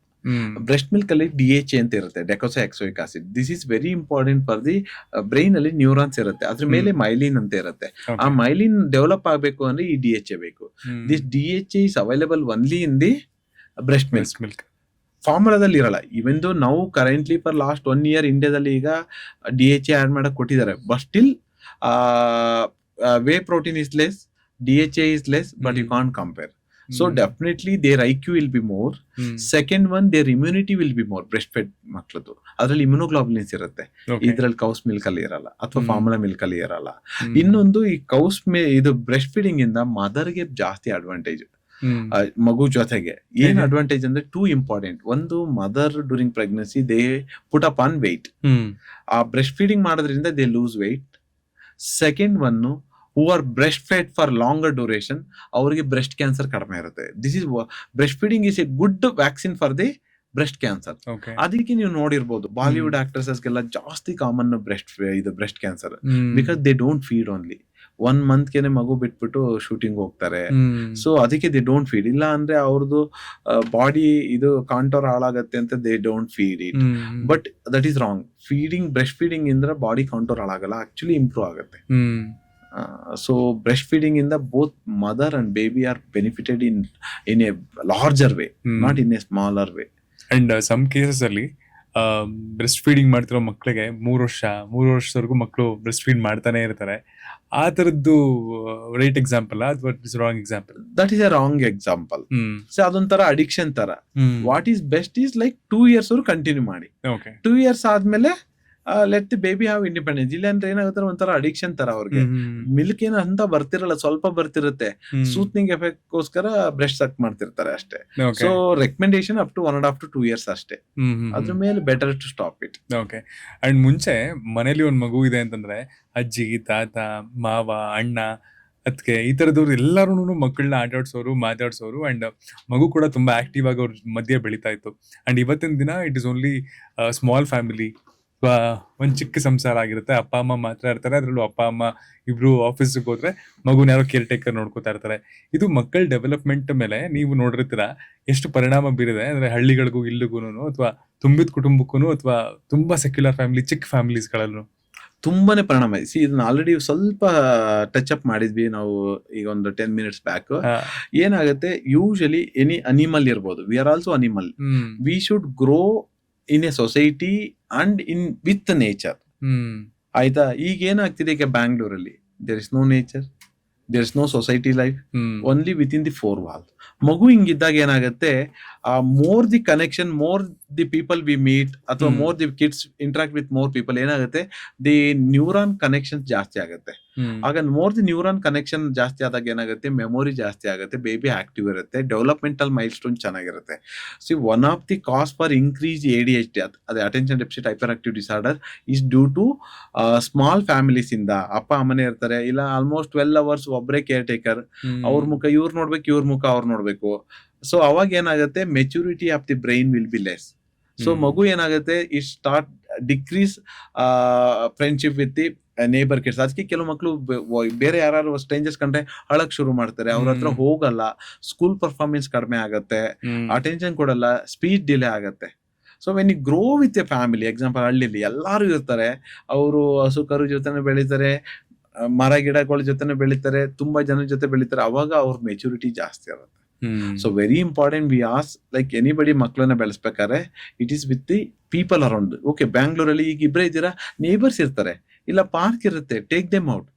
ಈಗ ಏನಾಗುತ್ತೆ, ಬಿಸಿ ಇದ್ದಾಗ ಇಲ್ಲ ಡೇ ಕೇರ್ಗೆ ಹಾಕ್ಬಿಡ್ತಾರೆ, ಅಲ್ಲೂ ಅಷ್ಟೇ ಏನ್ ನೋಡ್ಕೋತಾರೆ ಗೊತ್ತಾಗಲ್ಲ, ಇಲ್ಲಾಂದ್ರೆ ಯಾರೋ ಒಬ್ರನ್ನ ಹೈಯರ್ ಮಾಡಿ ಅಲ್ಲ ಹಾಕ್ತಾರೆ. So brain maturity will be definitely less with the small families. ನಾವೆಲ್ಲ ಚಿಕ್ಕ ವಯಸ್ಸಲ್ಲಿ ಡಾಕ್ಟ್ರೆ ಮನೇಲಿ ಬೆಳೆದಿದ್ದಕ್ಕಿಂತ ರೋಡಲ್ಲಿ ಬೆಳೆದಿದ್ದೆ ಜಾಸ್ತಿ. ರೋಡಲ್ಲಿ ಆಟ ಆಡೋದೇನು, ಕಾಲು ಮಂಡಿ ತರ್ಚ್ಕೊಳ್ಳೋದೇನು, ಈ ತರಾನೇ ಬೆಳೆದಿದ್ದು. ಬಿಸಿಲಾಗ್ಲಿ ಮಳೆ ಆಗ್ಲಿ ಬೆಳಗ್ಗೆ ಹೋದ್ರೆ ರಾತ್ರಿ ಬರ್ತಿದ್ದು. ಆದ್ರೆ ಕಂಪ್ಯಾರಿಟಿವ್ಲಿ ಏನ್ ಅನ್ಸ್ತಿತ್ತು ಅಂದ್ರೆ ಹುಷಾರ್ ತಪ್ಪದ್ ಕಮ್ಮಿ ಇರ್ತಿತ್ತು, ಇಮ್ಯೂನ್ ಸಿಸ್ಟಮ್ ತುಂಬಾ ಚೆನ್ನಾಗಿರ್ತಿತ್ತು ನಮ್ಗೆ ಅನ್ಸ್ತಿತ್ತು. ಈಗಿನ ಮಕ್ಳು ನಮ್ ರೋಡಲ್ಲಿ ಏನೇ ಆಡೋದು ತುಂಬಾ ಕಮ್ಮಿ. ರೋಡಲ್ಲಿ ಯಾರ ಕ್ರಿಕೆಟ್ ಆಡ್ತಿದಾರೆ ನೋಡೋದಕ್ಕೆ ಖುಷಿ, ಅಯ್ಯೋ ತುಂಬಾ ದಿನ ಆದ್ಮೇಲೆ ಆಡ್ತಿದಾರಲ್ಲ ಅಂತ. ಆಗೆಲ್ಲ ಬಾಲ್ ಕಿತ್ಕೊಂಡ್ಬಿಡೋರು. ಈ ತರದ್ದು ಬರ್ತಾ ಬರ್ತಾ ಬರ್ತಾ ಮಕ್ಕಳು ಆಟ ಆಡಕ್ಕೆ ರೋಡ್ ಗಿಳಿತಾ ಇರೋದೇ ತುಂಬಾ ಕಮ್ಮಿ ಅಲ್ಲ. ಮನೇಲಿ ಏನ್ ಆಟ ಆಡಕ್ ಸಾಧ್ಯ? ಹೇಗಿದೆ ಇವತ್ತಿನ ನೀವು ಮಕ್ಕಳನ್ನ ನೋಡ್ಬೇಕಾದ್ರೆ ಈ ಸಮಸ್ಯೆಗಳು ಕಾಡ್ತಿದ್ಯಾ ಅವ್ರಿಗೆ? ತುಂಬಾನೇ. ಆಕ್ಚುಲಿ ನಾನು ನಿನ್ನೆ ಒಂದ್ ಪೋಸ್ಟ್ ನೋಡ್ತಾ ಇದ್ದೆ. ನಾವು ಒಂದ್ 20 ವರ್ಷದ ಹಿಂದೆ ಒಂದ್ ಬಾಲ್ ತಗೋಬೇಕು ಅಂದ್ರೆ ಒಂದ್ 20 ರೂಪಾಯಿ ಇರೋದು, ಒಂದ್ 15 ಜನ ಇರ್ತಿದ್ವಿ, ₹1 ಹಾಕ್ಬಿಟ್ಟು ₹1 ಹಾಕ್ಬಿಟ್ಟು ಬಾಲ್ ತಗೋತಾ ಇದ್ವಿ. ಜನ ಇರ್ತಿದ್ರು, ದುಡ್ಡು ಇರ್ತಿರ್ಲಿಲ್ಲ, ಬಟ್ ಎಲ್ಲಾರು ಸೇರ್ಸ್ ಹಾಕ್ತಿವಿ. ಇವತ್ತು ಒಬ್ಬನೇ 10 ಬಾಲ್ ತಗೋಬಹುದು, ಬಟ್ ಕ್ರಿಕೆಟ್ ಆಡಕ್ 11 ಜನ ಕರ್ಕೊಬರಕ್ ಆಗಲ್ಲ, 2-3 ಜನ ಇರುತ್ತೆ. ಇವತ್ತು everybody can have 4-5 balls, but ಏನಾಗ್ತಿದೆ, ಆ ಗ್ರೂಪೇ ಸಿಗ್ತಾ ಇಲ್ಲ. ಅವಾಗ ಗ್ರೂಪ್ ಇತ್ತು, ದುಡ್ಡು ಇರ್ಲಿಲ್ಲ, ಬಟ್ ಸಮ್ಮು ಎಲ್ಲಾರು ಸ್ವಲ್ಪ ಹಾಕಿ ಆ ಬಾಲ್ ಕಳೆದೋದ್ರೆ ಹೋಗಿ ಹುಡುಕಿ ತಗೊಂಡೇ ಆಡ್ತಾ ಇದ್ವಿ. ಈಗ ಒಂದ್ ಬಾಲ್ ಹೋಯ್ತು ಅಂದ್ರೆ ಹುಡ್ಕಕ್ಕೆ ಹೋಗಲ್ಲ, ಇನ್ನೊಂದ್ ತಗೊಂಡ್ ಆಡ್ತಾರೆ. ಬಟ್ ಇದ್ರಿಂದ ಏನಾಗುತ್ತೆ, ಮೋರ್ ದಿ ಫಿಸಿಕಲ್ ಆಕ್ಟಿವಿಟಿ ಏನಾಗುತ್ತೆ, ಫಿಸಿಕಲ್ ಆಕ್ಟಿವಿಟಿ ಚೆನ್ನಾಗಿದ್ದಷ್ಟು ಇಮ್ಯುನಿಟಿ ಬೂಸ್ಟರ್ ಆಗುತ್ತೆ. ಏನಾಗುತ್ತೆ, any muscle will get strengthen. ನೀವು ಹಂಗೆ ಈಗ ಎಕ್ಸಾಂಪಲ್ ಒಂದ್ ಎನಿ ಮೆಟಲ್ ನೀವು ಯೂಸ್ ಮಾಡಬೇಡಿ, ಕೀಪ್ ಇಟ್ ಫಾರ್ 6 months. ಏನಾಗುತ್ತೆ ಹೇಳಿ, ರಸ್ಟ್ ಇದೆ. ಹಾಗೆ ನೀವು ಈಗ ಸ್ಟ್ರೋಕ್ ಆದವ್ರು ಯೂಸೇ ಮಾಡಲ್ಲ, ಅವಾಗ ಏನಾಗುತ್ತೆ, ಮಸಲ್ಸ್ ಎಲ್ಲ ಅಟ್ರೋಪಿಗೆ ಹೋಗಿ ಡಿಸ್ಯೂಸ್ ಅಟ್ರೋಪಿ ಆಗುತ್ತೆ. ಸೊ ನೀವು ಫಿಸಿಕಲ್ ಆಕ್ಟಿವಿಟಿ ಇದ್ದಾಗ ಏನಾಗುತ್ತೆ, ಬಾಡಿಲಿರೋ ಎಲ್ಲಾ ಮಸಲ್ ಯೂಸ್ ಆಗುತ್ತೆ. So you love that strengthening. But ಏನಾಗುತ್ತೆ, ಸ್ಕೂಲಿಗೆ ಹೋಗೋದು, ತಿನ್ನೋದು, ಟಿವಿ ನೋಡೋದು, ಮಲ್ಕೊಳ್ಳಿದ್ದಾಗ ಏನಾಗುತ್ತೆ, there is no strength or immunity booster in the body. So ಅದಕ್ಕೆ more the physical activity, physical stamina ಬರುತ್ತೆ ಅಂಡ್ ಇಮ್ಯುನಿಟಿ ಬೂಸ್ಟ್ ಆಗುತ್ತೆ. ಇಷ್ಟೊಂದು ಜನ ಕೇಳ್ತಾರೆ, ಸರ್ ಹೆಂಗ್ ಇಮ್ಯುನಿಟಿ ಇಂಪ್ರೂವ್ ಮಾಡೋದು? The best way is physical activity. Physical activity very important. ಅವರು ಹೋಗಲ್ಲ ಅಂಡ್ ಅಪ್ಪ ಅಮ್ಮಂದಿರು ಕೂಡ ಇವತ್ತಿನ ದಿನ ಹಿಂಗಾಗ್ಬಿಟ್ಟಿದೆ ಅಂದ್ರೆ ರೋಡ್ಗೆ ಹೋಗಿ ಆಡ್ತೀಯಾ ಅನ್ನೋ ತರ ಆಗ್ಬಿಟ್ಟಿದೆ. ಅಲ್ಲಿ ಯಾರು ಬರ್ತಾರೋ ಏನೋ, ಆಮೇಲೆ ಬಿದ್ರೆ ಏನ್ ಕತೆ, ಟಾರ್ ಇರುತ್ತೆ ಅಂತ ತುಂಬಾ ಓವರ್ ಕೇರ್ ಮಾಡಿದಷ್ಟು, ಓವರ್ ಪ್ರೊಟೆಕ್ಟಿವ್ ಆದಷ್ಟು ಮಕ್ಕಳನ್ನ ಏನು ನಾವೇ ಡೇಂಜರ್ ಅಂತ ತಳ್ತಿದೀವಲ್ವಾ? ಒಂದು ಎಸ್, ನಮ್ಮ ಸೊಸೈಟಿ ಹಾಗೆ ಆಗಿದೆ, but they should find safe place. ಈಗ ನಿಮ್ ಮನೇಲಿ ಹೊರಗ್ ಬಂದ್ರೆ ರೋಡೆ, ವೆಹಿಕಲ್ಸ್. ಈಗ ನೀವು ಹಳ್ಳಿಲಿ ಇದ್ದಾಗ ಒಂದು ಊರ್ ಇದೆ ಅಂತಂದ್ರೆ ಒಂದು ಮನೇಲಿ ಮಾತ್ರ ಒಂದ್ ಬೈಕ್ ಇರ್ತಿತ್ತು. ಈಗ ಒಂದ್ ಮನೇಲಿ 2 ಬೈಕು, 1 ಕಾರ್. ಹಳ್ಳಿಲೇ ನಾನು ಹೇಳ್ತಾರೆ, ಇನ್ ಸಿಟಿಲಂತೂ ಲೆಕ್ಕ ಹಾಕ್ಬೇಕಾ? ಸೊ ಏನಾಗಿದೆ, there is no safe place for them. So ಆದಷ್ಟು ಈಗ ಗೌರ್ಮೆಂಟ್ಸ್ ಎಲ್ಲ ಏನ್ ಮಾಡ್ಬೇಕು, ಒಂದು ಏರಿಯಾದಲ್ಲಿ ಅಂದ್ರೆ ಒಂದಷ್ಟು ಪಾರ್ಕ್ ಡೆವಲಪ್ ಮಾಡ್ಬೇಕು, ಒಂದಷ್ಟು ಪಬ್ಲಿಕ್ ಸ್ಪೇಸಸ್ ಫಾರ್ ಗ್ರೌಂಡ್ಸ್ ಅಂತೂ ಇರ್ಲೇಬೇಕು. ಈಗ ಎಲ್ಲಾ ಗ್ರೌಂಡ್ಸ್ ಏನ್ ಮಾಡಿದ್ದಾರೆ, ಎಲ್ಲಾ ಆಕ್ಯುಪೈ ಆಗಿದೆ. ಸೊ ಹಂಗಾಗಿ ಜಾಗನೇ ಇಲ್ಲ ಆಟ ಆಡಕ್ಕೆ. ಬಟ್ ಈಗಲೂ ಹಳ್ಳಿಲಿ ಜಾಗ ಇದೆ, ಬಟ್ ಅಲ್ಲೂ ಮಕ್ಕಳೆಲ್ಲ ಏನಾಗಿದ್ದಾರೆ ಹೇಳಿ, ಎಲ್ಲಾರು ಸಿಟಿಗೆ ಬಂದಿರೋದ್ರಿಂದ ಅಲ್ಲೂ ಕಡಿಮೆ ಆಗಿದೆ. ಬಟ್ ಇದು ನಾವು ಬೆಳೆದಿದ್ದ ರೀತಿನೇ ಚೆನ್ನಾಗಿ. ದಟ್ ಈಸ್ ವೈ ಈಗ ನಮ್ಗೆ ಅದ್ರ ಕಷ್ಟನೂ ಗೊತ್ತು, ನಾವ್ ಯಾವುದೇ ಸೈಡ್ ಎಫೆಕ್ಟ್ಸ್ ನೋಡಿಲ್ಲ. ಅವಾಗ ಎನ್ವಿರಾನ್ಮೆಂಟ್ ಚೆನ್ನಾಗಿತ್ತು, ವೆಹಿಕಲ್ಸ್ ಇರ್ತಿಲ್ಲ. ಈಗ ಪೊಲ್ಯೂಷನ್ ಜಾಸ್ತಿ, ಕನ್ಸ್ಟ್ರಕ್ಷನ್ ಜಾಸ್ತಿ, ಡಿಸ್ಟ್ರಕ್ಷನ್ ಜಾಸ್ತಿ. ಇದ್ರಿಂದಾನೇ ತುಂಬಾ ಮಕ್ಳಿಗೆ ಈ ಹೆಲ್ತ್ ಇಶ್ಯೂ, ಅಸ್ತಮ ಇರ್ಬೋದು, ವೀಸಿಂಗ್ ಪ್ರಾಬ್ಲಮ್ ಇರ್ಬೋದು, ರಿಕರೆಂಟ್ ಆಗಿ ಹುಷಾರ್ ತಪ್ಪೋದು, ಇದೇ ರೀಸನ್ ಇಂದ. But any parent should give importance for the physical activity. ಎಲ್ಲರೂ ಏನ್ ಅನ್ಕೋತಾರೆ, ಈಗ ಬೆಳಿಗ್ಗೆ ಎದ್ದೊಳ್ತೀವಿ, ಸ್ನಾನ ಮಾಡ್ತೀವಿ, ತಿಂಡಿ ತಿಂತೀವಿ, ಸ್ಕೂಲ್ಗೆ ಹೋಗ್ತೀವಿ, ಹೋಮ್ವರ್ಕ್, ಇದಷ್ಟೇ part of life. No, physical activity should be a part of curriculum ಅಥವಾ ಪಾರ್ಟ್ ಆಫ್ ಲೈಫ್ ಸ್ಟೈಲ್. ಈಗ ನಾನ್ ಬೆಳಿಗ್ಗೆ ಎದ್ದ ತಕ್ಷಣ ಬ್ಯಾಡ್ಮಿಂಟನ್ ಹೋಗ್ತೀನಿ.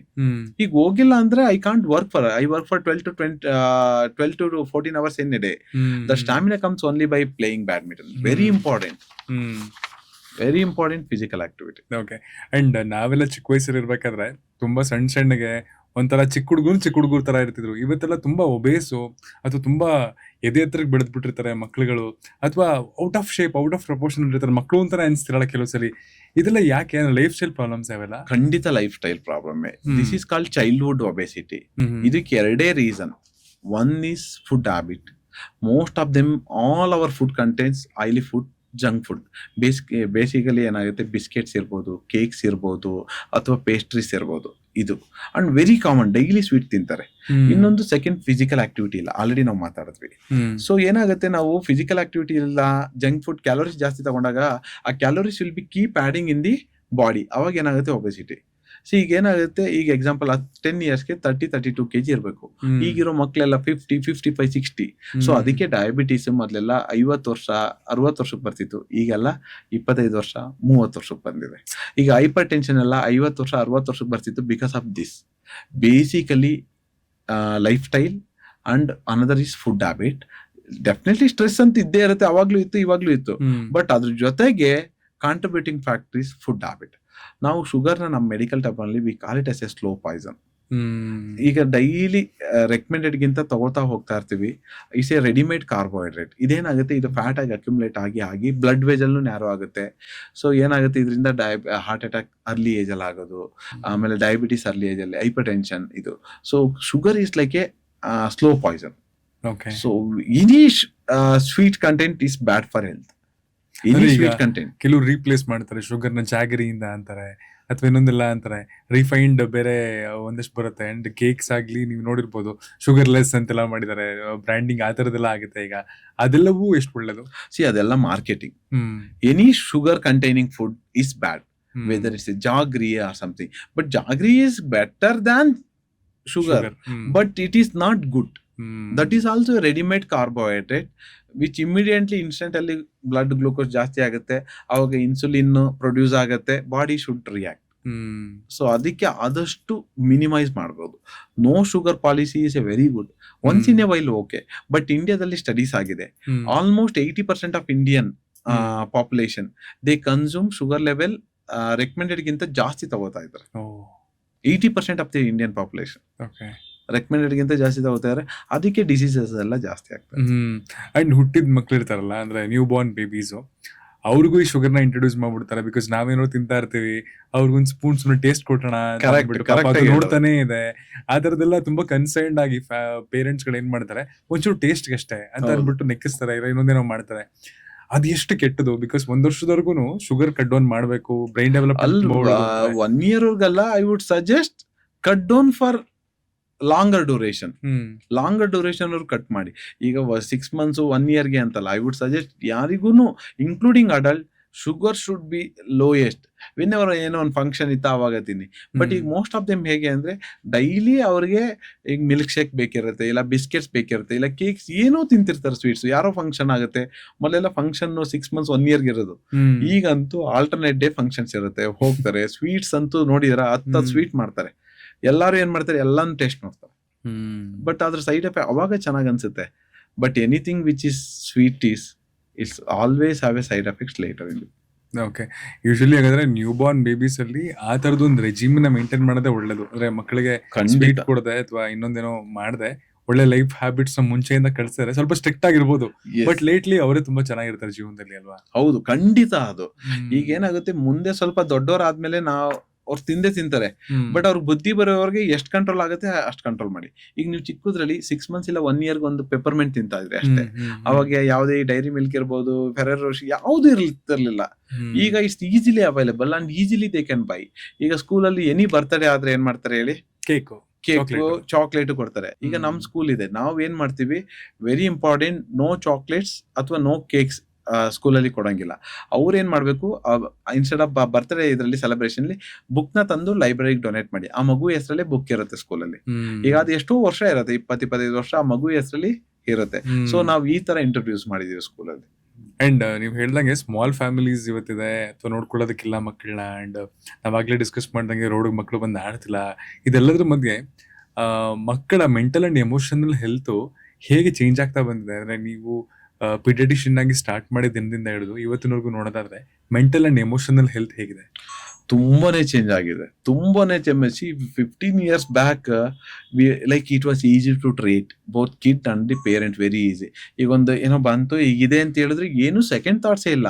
ನಾವು ಪ್ರಿಸ್ಕ್ರೈಬ್ ಮಾಡ್ತಿದ್ವಿ, ತಗೋತಾ ಇದ್ರಿ, they used to get better. ಈಗ ಹಾಗಲ್ಲ. ಒಂದು ಮಗು ಸಿರಪ್ ಕೊಟ್ಟರೆ ತಗೊಳಲ್ಲ, ಅದು ಹಠ ಮಾಡುತ್ತೆ.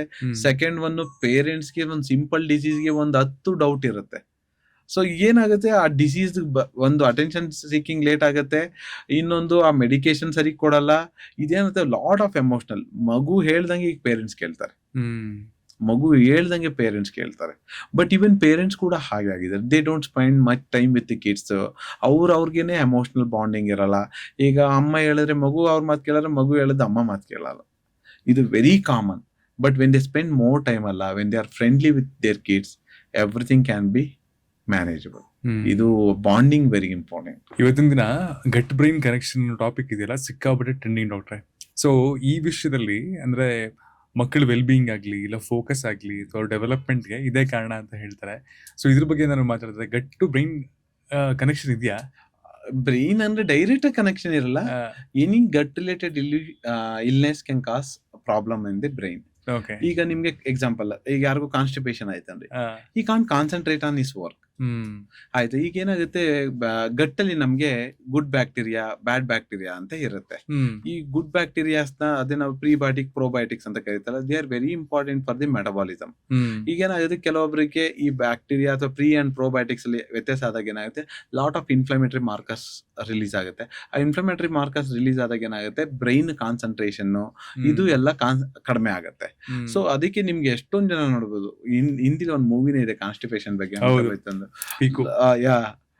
ಎಷ್ಟು ತೊಂದರೆ ಕೊಡುತ್ತೆ ಅಂತಂದ್ರೆ ಗಟ್ಟಿಂದ. ಹಂಗೇನೆ ಈಗ ನೀವು ಈ ಹೆವಿ ಮೀಲ್ ಎಕ್ಸಾಂಪಲ್, ತುಂಬಾ ಹೆವಿ ಮೀಲು, ಆಯಿಲಿ ಮೀಲು ತಗೊಂಡಾಗ ಏನಾಗುತ್ತೆ ಹೇಳಿ, ನಿಮ್ಗೆ ಡ್ರೌಸಿನೆಸ್ ಆಗುತ್ತೆ.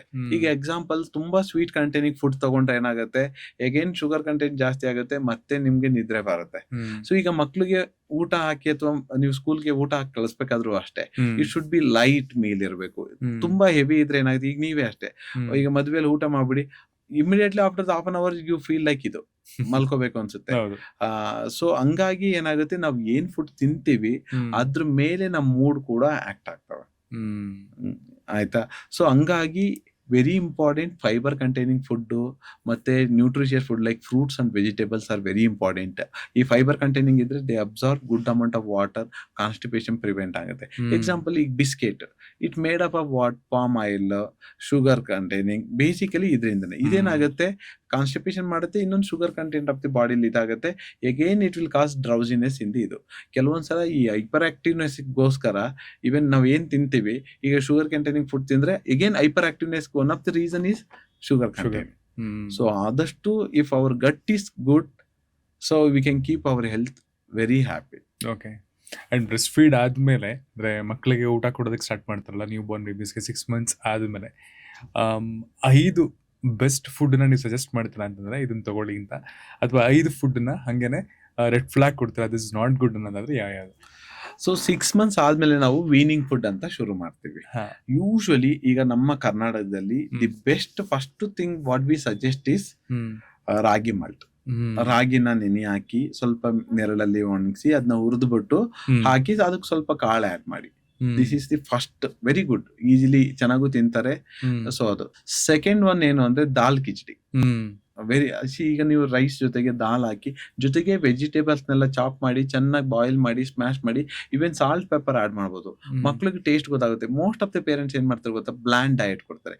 ಬ್ಲ್ಯಾಂಡ್ ಡಯಟ್ ಕೊಟ್ಟಾಗ ಏನಾಗುತ್ತೆ, ಮಕ್ಳುಗಳು ತಿನ್ನೋದೇ ಇಲ್ಲ, ಬಾಯಿಗೆ ಇಟ್ಟ ತಕ್ಷಣ ಉಗಿತಾರೆ. ಸೊ ಅದಕ್ಕೆ ನಾವು ಫುಡ್ ಕೊಡ್ಬೇಕಾದ್ರೆ very important palatability. Palatability very important. ಚೆನ್ನಾಗಿದ್ರೆ ಅಷ್ಟೇ ತಿಂತಾರೆ. ಅದ್ರಲ್ಲಿ ಇನ್ನೊಂದೇನು ಅಂದ್ರೆ ಕನ್ಸಿಸ್ಟೆನ್ಸಿ ವೆರಿ ಇಂಪಾರ್ಟೆಂಟ್. ತುಂಬಾ ನೀರಂಗ್ ಮಾಡಿದ್ರೆ ಏನಾಗುತ್ತೆ, baby will just swallow. So ಅದಕ್ಕೆ actually sorry to interrupt you, ಒಂದು ರಿಸರ್ಚ್ ಮಾಡ್ಬೇಕಾದ್ರೆ ನೋಡಿದೆ, ಅಡಲ್ಟ್ಸ್ ಇರುವಂತಹ ಟೇಸ್ಟ್ ಬಡ್ಸ್ ಗಿಂತ 3 times baby taste buds better ಆಗಿರುತ್ತಂತೆ. ಖಂಡಿತ ಅವ್ರಿಗೆ ನೀವು ಸೋರ್ನೆಸ್ ಕೊಡಿ, ಬಿಟ್ಟರ್ನೆಸ್ ಕೊಡಿ, ಸ್ವೀಟ್ ಕೊಡಿ, ಖಾರ ಎಲ್ಲ ಗೊತ್ತಾಗತ್ತೆ. ಬಟ್ ಅವ್ರು ಎಕ್ಸ್ಪ್ರೆಸ್ ಮಾಡಕ್ ಬರ್ತಿರಲ್ಲ ಅಷ್ಟೇ. ಇದನ್ನ ನಮ್ಮ ಪೇರೆಂಟ್ಸ್ ಅರ್ಥ ಮಾಡ್ಕೊಳ್ಳಲ್ಲ. So consistency of food is very important when we give. ತುಂಬಾ ನೀರಂಗ್ ಕೊಡೋದು, ತುಂಬಾ ಗಟ್ಟಿ ನೀರಂಗ್ ಕೊಟ್ರೆ ಇದೆಲ್ಲ ಫೇಶಿಯಲ್ ಮಸಲ್ ಡೆವಲಪ್ಮೆಂಟೇ ಆಗಲ್ಲ, ಆ ಫೈನ್ ಸ್ಕಿಲ್ ಚಿವಿಂಗ್ ಎಲ್ಲ ಬರಲ್ಲ. ಅದನ್ನ ನಾನು ಆಕ್ಚುಲಿ ರೀಸೆಂಟ್ ಆಗಿ ಸ್ವಿಟ್ಜರ್ಲೆಂಡಿಗೆ ಹೋಗಿದ್ದೆ. ಅಲ್ಲಿ I visited a research centre about food ಹೇಗೆ ಕನ್ಸಿಸ್ಟೆನ್ಸಿ ಹೇಗಿರ್ಬೇಕು ಅಂತ. They've done a studies it based upon. ಈಗ ಆಫ್ರಿಕಾದಲ್ಲೇ ವೀನಿಂಗ್ ಫುಡ್ ಬೇರೆ, ಇಂಡಿಯಾದಲ್ಲೇ ಬೇರೆ ಫುಡ್. ಸೊ ಕೆಲವೊಂದು ಕಂಟ್ರೀಸ್ ಅಲ್ಲಿ ಬೇರೆ. ಯಾರಲ್ಲಿ ಆ ವೀನಿಂಗ್ ಫುಡ್ ಪ್ರೋಸೆಸ್ ಸರಿಗಿರಲ್ಲ ಅವ್ರಿಗೆ ಈ ಚಿನ್ನೆಲ್ಲ ಒಳಗೋಗಿರುತ್ತೆ. ಇದು ಓವರ್ ಇಯರ್ಸ್ ಆಫ್ ಟುಗೆದರ್ ಇದು ಈ ತರ ಆಗಿದೆ. ಈಗ ತುಂಬಾ ಹಾರ್ಡ್ ಕೊಟ್ಟಾಗ ಏನಾಗುತ್ತೆ, ಡೆವಲಪ್ಮೆಂಟ್ಸ್ ಆಗಿ ಚಿನ್ನೆಲ್ಲ ಮುಂದೆ ಬರುತ್ತೆ. ಸೊ ಅದಕ್ಕೆ ಒನ್ ಈಸ್ ಪ್ಯಾಲಟಬಿಲಿಟಿ, ಈವನ್ ಕಲರ್ ಕೂಡ important. It should be something attractive. ಅಂತೆಲ್ಲ ಆರ್ಟಿಫಿಷಿಯಲ್ ಕಲರ್ ಅಲ್ಲ, ನಮ್ದು ಅವೈಲಬಲ್ ಇದ್ರಲ್ಲೇನೆ ಕಲರ್ ಸ್ವಲ್ಪ ಚೆನ್ನಾಗಿರ್ಬೇಕು. ಇನ್ನೊಂದು ಕನ್ಸಿಸ್ಟೆನ್ಸಿ, ತುಂಬಾ ಹಾರ್ಡ್ ಇರಬಾರ್ದು, ಸೆಮಿ ಸಾಲಿಡ್ ಇರಬೇಕು, ಸ್ವಲ್ಪ ಸಿಗ್ಬೇಕು. ತುಂಬಾ ಗಟ್ಟಿ ಆದ್ರೆ ಚೋಕಿಂಗ್ ಆಗುತ್ತೆ, ತುಂಬಾ ತೆಳುಗಾದ್ರೆ ಫೇಶಿಯಲ್ ಆಗಲ್ಲ. ಸೊ ಈಗ ನಾವು ಫಸ್ಟ್ ರಾಗಿ ಮಾಲ್ಟ್ ಹೇಳಿದ್ವಿ, ದಾಲ್ ಕಿಟ್ ಹೇಳಿದ್ವಿ, next comes the fruits. Fruit is very important. See they can give banana, papaya, chikku, apple without steam ಕೊಡಬೇಕು. ಅದನ್ನ ಸ್ಮ್ಯಾಶ್ ಮಾಡಿ. ದಿ ಮೂಮೆಂಟ್ ದೇ ಸ್ಟೀಮ್ ಮಾಡಿದ ತಕ್ಷಣ ಅದ್ರಲ್ಲಿ ಈಟ್ ಸೆನ್ಸಿಟಿವ್ ವಿಟಮಿನ್ಸ್ ಇರುತ್ತೆ, ಎಲ್ಲ ಡಿಸ್ಟ್ರಕ್ಷನ್ ಆಗುತ್ತೆ. ಸೊ ಏನ್ ಕೊಟ್ರು ವೇಸ್ಟ್ ಆಗುತ್ತೆ. Okay, next one they can give vegetable soup ಮಾಡ್ಕೊಡ್ಬೋದು. ವೆಜಿಟೇಬಲ್ ನ ಬಾಯ್ಲೇ ಮಾಡ್ಬೇಕು, ಬಿಕಾಸ್ ಗಟ್ಟಿ ಇರುತ್ತೆ, ತಿನ್ನಕ್ಕಾಗಲ್ಲ. ಅಂಡ್ ಇದ್ರ ಜೊತೆಗೆ I would add water as a another important food ತರನೇ ಹೇಳ್ತೀನಿ. ಫಸ್ಟ್ 3 months ನಾವು ಇಷ್ಟೇ ಕೊಡೋದು, ragi malt, dal kit, fruits, vegetable soup, ಜೊತೆಗೆ plus adequate water in a regular interval. ಒಂದೇ ಟೈಮ್ ಜಾಸ್ತಿ ಕುಡಿಯೋದಲ್ಲ. ಒಂದೇ ಸಲ ಕುಡಿದ ತಕ್ಷಣ ಏನಾಗುತ್ತೆ, ಅಬ್ಸರ್ವ್ ಆಗುತ್ತೆ, ಯೂರಿನಲ್ಲಿ ಹೋಗುತ್ತೆ, ಮತ್ತೆ ಲಾಂಗ್ ಗ್ಯಾಪ್ ಕೊಡಬೇಕು. ರೆಗ್ಯುಲರ್ ಇಂಟರ್ವಲ್ ಅಲ್ಲಿ ನೀರು ಕೊಡ್ತಾ ಹೋಗ್ಬೇಕು. May be once in 3 hours ಎಷ್ಟು ತಗೊಳುತ್ತೋ ಅಷ್ಟು ನೀರು ಕೊಡ್ಬೋದು. ಒನ್ಸ್ ಬೇಬಿ ಕ್ಲಾಸಸ್ 9 months ಅಲ್ವಾ, ನಾವು ಅವಾಗ ಇಡ್ಲಿ, ದೋಸಾ, ಉಪ್ಮಾ ಇದೆಲ್ಲ ಆಡ್ ಮಾಡ್ಬೋದು. ಬಟ್ ಬೆಸ್ಟ್ ಅಂತಂದ್ರೆ ಈಗ ಏನ್ ನಾನು ಸಜೆಸ್ಟ್ ಮಾಡೋದಿಲ್ಲ ಇದು. So I would avoid like process food ನ ಅವಾಯ್ಡ್ ಮಾಡಿ. Whatever you cook at home is the best for the weaning food for the childrens. No process food. ಅಂದ್ರೆ ಫಾರ್ಮ್ ಇಂದ ಫ್ಯಾಕ್ಟ್ರಿಗೆ ಹೋಗಿ, ಫ್ಯಾಕ್ಟ್ರಿಯಿಂದ ಮನೆಗೆ ಬರಬಾರ್ದು. From farm it should come to our kitchen. Those foods are best. Okay. And non vegetarians ಕೇಸಲ್ಲಿ ಮಕ್ಕಳಿಗೆ ಯಾವಾಗಿಂದ ಮೀಟ್ ಕೊಡ್ಬೋದು, ಅಥವಾ ಎಗ್ಸ್ ಯಾವಾಗಿಂದ ಕೊಡ್ಬೋದು? Egg is best part of egg we call it as a biologically complete food, because ಅದರಲ್ಲಿರೋ ಅಷ್ಟು amino acids, proteins easily digestible and easily absorbable. It's one of the best protein available. Okay, next they can start from 9 months onwards ಇಂದ, ಮತ್ತೆ after 1 year they can start adding little chicken ಇರ್ಬೋದು ಅಥವಾ fish. they can start adding soup ಎಲ್ಲ 9 months to 12 months ಅಲ್ಲಿ ಕೊಡ್ತಾ ಇರ್ಬೋದು. after 1 year they can start adding non vegetarian. And ಈಗ ಮಕ್ಕಳು ತುಂಬಾ ಅಳ್ತವೆ, ಅದ್ರ ಸೈಕಾಲಜಿ ಜನಕ್ಕೆ ಅರ್ಥ ಆಗಲ್ಲ, ಪೇರೆಂಟ್ಸ್ಗೆ ಅರ್ಥ ಆಗಲ್ಲ. ಅಳ್ತಿದೆ ಅಂತ ಸುಮ್ಮನೆ ಊಟ ಕೊಡ್ತಿರ್ತಾರೆ, ಬ್ರೆಸ್ಟ್ ಫೀಡ್ ಮಾಡಿಸ್ತಿರ್ತಾರೆ, ಅಥವಾ ಅಳ್ತಿದೆ ಅಂತ ಮಲಗ್ಸಕ್ ಹೋಗ್ತಾರೆ. ಅದು ಯಾವುದೋ ಒಂದು ವಿಷಯ ಕಳಿತಿರುತ್ತೆ, ಅದು ಎಕ್ಸ್ಪ್ರೆಸ್ ಮಾಡ್ಕೊಳಕ್ ಗೊತ್ತಾಗ್ತಾ ಇರೋದ. ಇದ್ರ ಸೈಕಾಲಜಿನ ಅರ್ಥ ಮಾಡ್ಕೊಳ್ಳೋದಂಗೆ ತುಂಬಾ ಜನ ಪೇರೆಂಟ್ಸು ಕಷ್ಟಪಡೋದು ಈ ವಿಷಯದಲ್ಲಿ. ಮಗು ಅಳ್ತಿದೆ, ಏನ್ ಮಾಡ್ಬೇಕು ಗೊತ್ತಾಗ್ತಿಲ್ಲ. ಮಗು ಒಳಗೆ ನಿಮ್ಗೊಂದು 20 ರೀಸನ್ ಇದೆ. The most commonest cry is hunger CRY. ಅದ್ರ ಟೋನೇ ಬೇರೆ ಇರುತ್ತೆ, ಹಂಗರ್ ಕ್ರೈ. ಆಯ್ತಾ, ಅದನ್ನ ಪೇರೆಂಟ್ಸ್ಗೆ ಗೊತ್ತಾಗಬೇಕು. ಈಗ ಮೋಷನ್ ಮಾಡಿದ್ರು ಹಳುತ್ತೆ, ಸೆಕೆಂಡ್ ಪೇನ್ ಅಬ್ಡಮೆನ್ ಇದ್ರು ಹಳುತ್ತೆ, ನೋಸ್ ಬ್ಲಾಕ್ ಆದ್ರೂ ಹಳುತ್ತೆ, ಇಯರ್ ಪೇನ್ ಆದ್ರೂ ಹಳುತ್ತೆ, ಹೊಟ್ಟೆ ನೋವು ಬಂದ್ರು ಹಳುತ್ತೆ, ಏನಾದ್ರು ಸ್ವಲ್ಪ ಮೋಷನ್ ಹೋಗೋ ಜಾಗದಲ್ಲಿ ರ್ಯಾಷನ್ ಆಗಿದ್ರು ಹಳುತ್ತೆ. Another reason for excessive cry is ಏನೂ ಇರಲ್ಲ, ಸುಮ್ನೆ ಅಳ್ತಾರೆ. ಡಾರ್ಕ್ನೆಸ್ ಆದ್ರೆ ಅಳ್ತಾರೆ, ಅಮ್ಮ ಕಂಡಿಲ್ಲ ಅಂದ್ರೆ ಹೇಳ್ತಾರೆ. ಬಟ್ ಇದನ್ನ mother will come to know ಯಾವ್ದು ಹಂಗರ್ ಕ್ರೈ, ಯಾವ್ದು ಪೇನ್ಫುಲ್ ಕ್ರೈ ಅಂತ ಮದರ್ಗೆ ಗೊತ್ತಾಗುತ್ತೆ. ಸೊ ಅದನ್ನ mother should able to recognise by experience. Attention ಸೀಕಿಂಗ್ಗೋಸ್ಕರನೂ ಅಳ್ತಾವ ಮಕ್ಕಳು. ಹೌದು, ಈಗ ಅಮ್ಮ ಬೇಕು ಅದಕ್ಕೆ ಅಳ್ತಾ ಇರುತ್ತೆ. ಹೇಗ್ ಗೊತ್ತಾಗತ್ತೆ? ಡೆಫಿನೆಟ್ಲಿ. ಈಗ ನೀವು ಲೈಟ್ ಡಿಮ್ ಮಾಡಿರ್ತೀರಾ, it doesn't like, it cries. ಈಗ ಪಾರ್ಟಿ ಮಾಡಿರುತ್ತೆ, ಬೇಬಿ ಕ್ರೈಸ್. ಸೊ ಇದೆಲ್ಲ ಕಾಮನೆಸ್ಟ್. ಸೊ ಇದನ್ನ ಎಕ್ಸಾಮಿನ್ ಮಾಡಿದಾಗ ನಮ್ಗೆ ಎಲ್ಲ ಗೊತ್ತಾಗುತ್ತೆ ಏನ್ ಕಳ್ತಾ ಇದೆ ಅಂತ. ಅಂಡ್ ಮಕ್ಳದು ಸ್ಲೀಪ್ ಪ್ಯಾಟರ್ನ್ ಯಾವ ತರ ಇರಬೇಕು ಅಂದ್ರೆ, ಜನರಲಿ ಹುಟ್ಟಿದ ಮಕ್ಕಳು 17-18 hours ಮಲಗ್ತವೆ ಅಂತ ಕೇಳ್ತೀವಿ. ಹೋಗ್ತಾ ಹೋಗ್ತಾ ಗ್ರಾಜುಯಲಿ ವಿತ್ ಇನ್ 1 year ಅದ್ರ ಸ್ಲೀಪ್ ಪ್ಯಾಟರ್ನ್ ಹೇಗೆ ಚೇಂಜ್ ಆಗುತ್ತೆ. ಅಂಡ್ ಈ ತರದ್ದು ಪ್ರಿಸ್ಕ್ರೈಬ್ ಮಾಡ್ತೀರಾ, ಸಜೆಸ್ಟ್ ಮಾಡ್ತೀರಾ ಅಂದ್ರೆ what is a sleep pattern? ಏನಾಗುತ್ತೆ, ಇನಿಷಿಯಲ್ 3 to 6 months ಬೇಬಿ ಏನಾಗುತ್ತೆ, most of the time day ಅಲ್ಲಿ ಮಲ್ಕೊಳ್ಳುತ್ತೆ, ನೈಟ್ ಅಲ್ಲಿ ಹೆಚ್ಚಾಗಿರುತ್ತೆ. ಬಿಕಾಸ್ ಇಂಟ್ರಾಯೂಟ್ರೈನ್ ಲೈಫ್ ಅಲ್ಲೂ ಬೇಬಿ ಏನಾಗುತ್ತೆ, ಮದರ್ಸ್ ಎಲ್ಲ ಓಡಾಡ್ತಿರ್ತಾರೆ, ಮಗುಗೆ ಏನಾಗುತ್ತೆ ಸ್ವಾಡ್ಲಿಂಗ್ ಮಾಡ್ದಂಗೆ ಆಗುತ್ತೆ, ಮಲ್ಕೊಂಡಿರುತ್ತೆ ಬೇಬಿ. ಸೊ ನೈಟ್ ಅಲ್ಲಿ ಮದರ್ ರೆಸ್ಟ್ ತಗೊಂಡಾಗ ಮೂವ್ಮೆಂಟ್ ಜಾಸ್ತಿ ಆಗುತ್ತೆ. ಬಿಕಾಸ್ ಅವಾಗ ಮಗು ಏನಾಗುತ್ತೆ, ಮದರ್ ರೆಸ್ಟ್ ಅಲ್ಲಿ ಇರುತ್ತಲ್ಲ, ಆಕ್ಟಿವ್ ಇರುತ್ತೆ. Same thing continues first 3 to 6 months. After 3 to 6 months ಏನಾಗುತ್ತೆ, ಡೇ ನೈಟ್ ಸೈಕಲ್ ಬರುತ್ತೆ. ಅಂದ್ರೆ ನೈಟ್ ಅಲ್ಲಿ ಮಲ್ಕೊಳ್ಳೋದು, ಡೇ ಟೈಮ್ ಅಲ್ಲಿ ಹೆಚ್ಚಾಗಿರೋದು ನಮ್ಮ ಲೈಫ್ ಸ್ಟೈಲ್ಗೆ ಅಡ್ಜಸ್ಟ್ ಆಗ್ತಾ ಹೋಗ್ತಾ ಇರುತ್ತೆ. ನ್ಯೂ ಬಾರ್ನ್ ಬೇಬೀಸ್ ಅಲ್ಲಿ ಡೆಲಿವರಿ ಆದ್ಮೇಲೆ ಫಸ್ಟ್ 24 hours ಅಲ್ಲಿ they sleep for 20 to 22 hours. New Born period. First 1 month of life ನ ನಾವು ನ್ಯೂ ಬಾರ್ನ್ ಅಂತೀವಿ, ಆಯ್ತಾ. 1 month to 1 year ನ ನಾವು ಇನ್ಫ್ಯಾಂಟ್ ಅಂತ ಕರಿತೀವಿ. So first 28 days of life is called new born. So new Born babies will sleep for 20 to 22 hours. Then it comes to around 15 to 18 hours ಬರುತ್ತೆ. ಈಗ ಅಡಲ್ಟ್ಗೆ we need 7 to 8 hours of sleep. Children school going age ಅಲ್ಲಿ they need around 9 to 10 hours of sleep. So lack of sleep also causes lack of concentration in the school performance ಕಡಿಮೆ ಆಗುತ್ತೆ. When ಏನಾಗುತ್ತೆ, new things teacher is telling, ಆಯ್ತಾ, ಮಾನೋಟೋನಸ್ ಆಗಿ teach ಮಾಡ್ತಿರ್ತಾರೆ, ಮಗು concentrate ಮಾಡಿ ಕೇಳಬೇಕು. ಬಟ್ ಅಡಿಕ್ವೇಟ್ ಸ್ಲೀಪ್ ಆಗಿಲ್ಲ ಅಂದ್ರೆ ಎಲ್ಲೋ ಆ ಕಡೆ ಮೈಂಡ್ ಹೋಗುತ್ತೆ, ಕಲಿಯಲ್ಲ, ಸ್ಕೂಲ್ ಪರ್ಫಾರ್ಮೆನ್ಸ್ ಕಡಿಮೆ ಆಗುತ್ತೆ. So very important adequate sleep.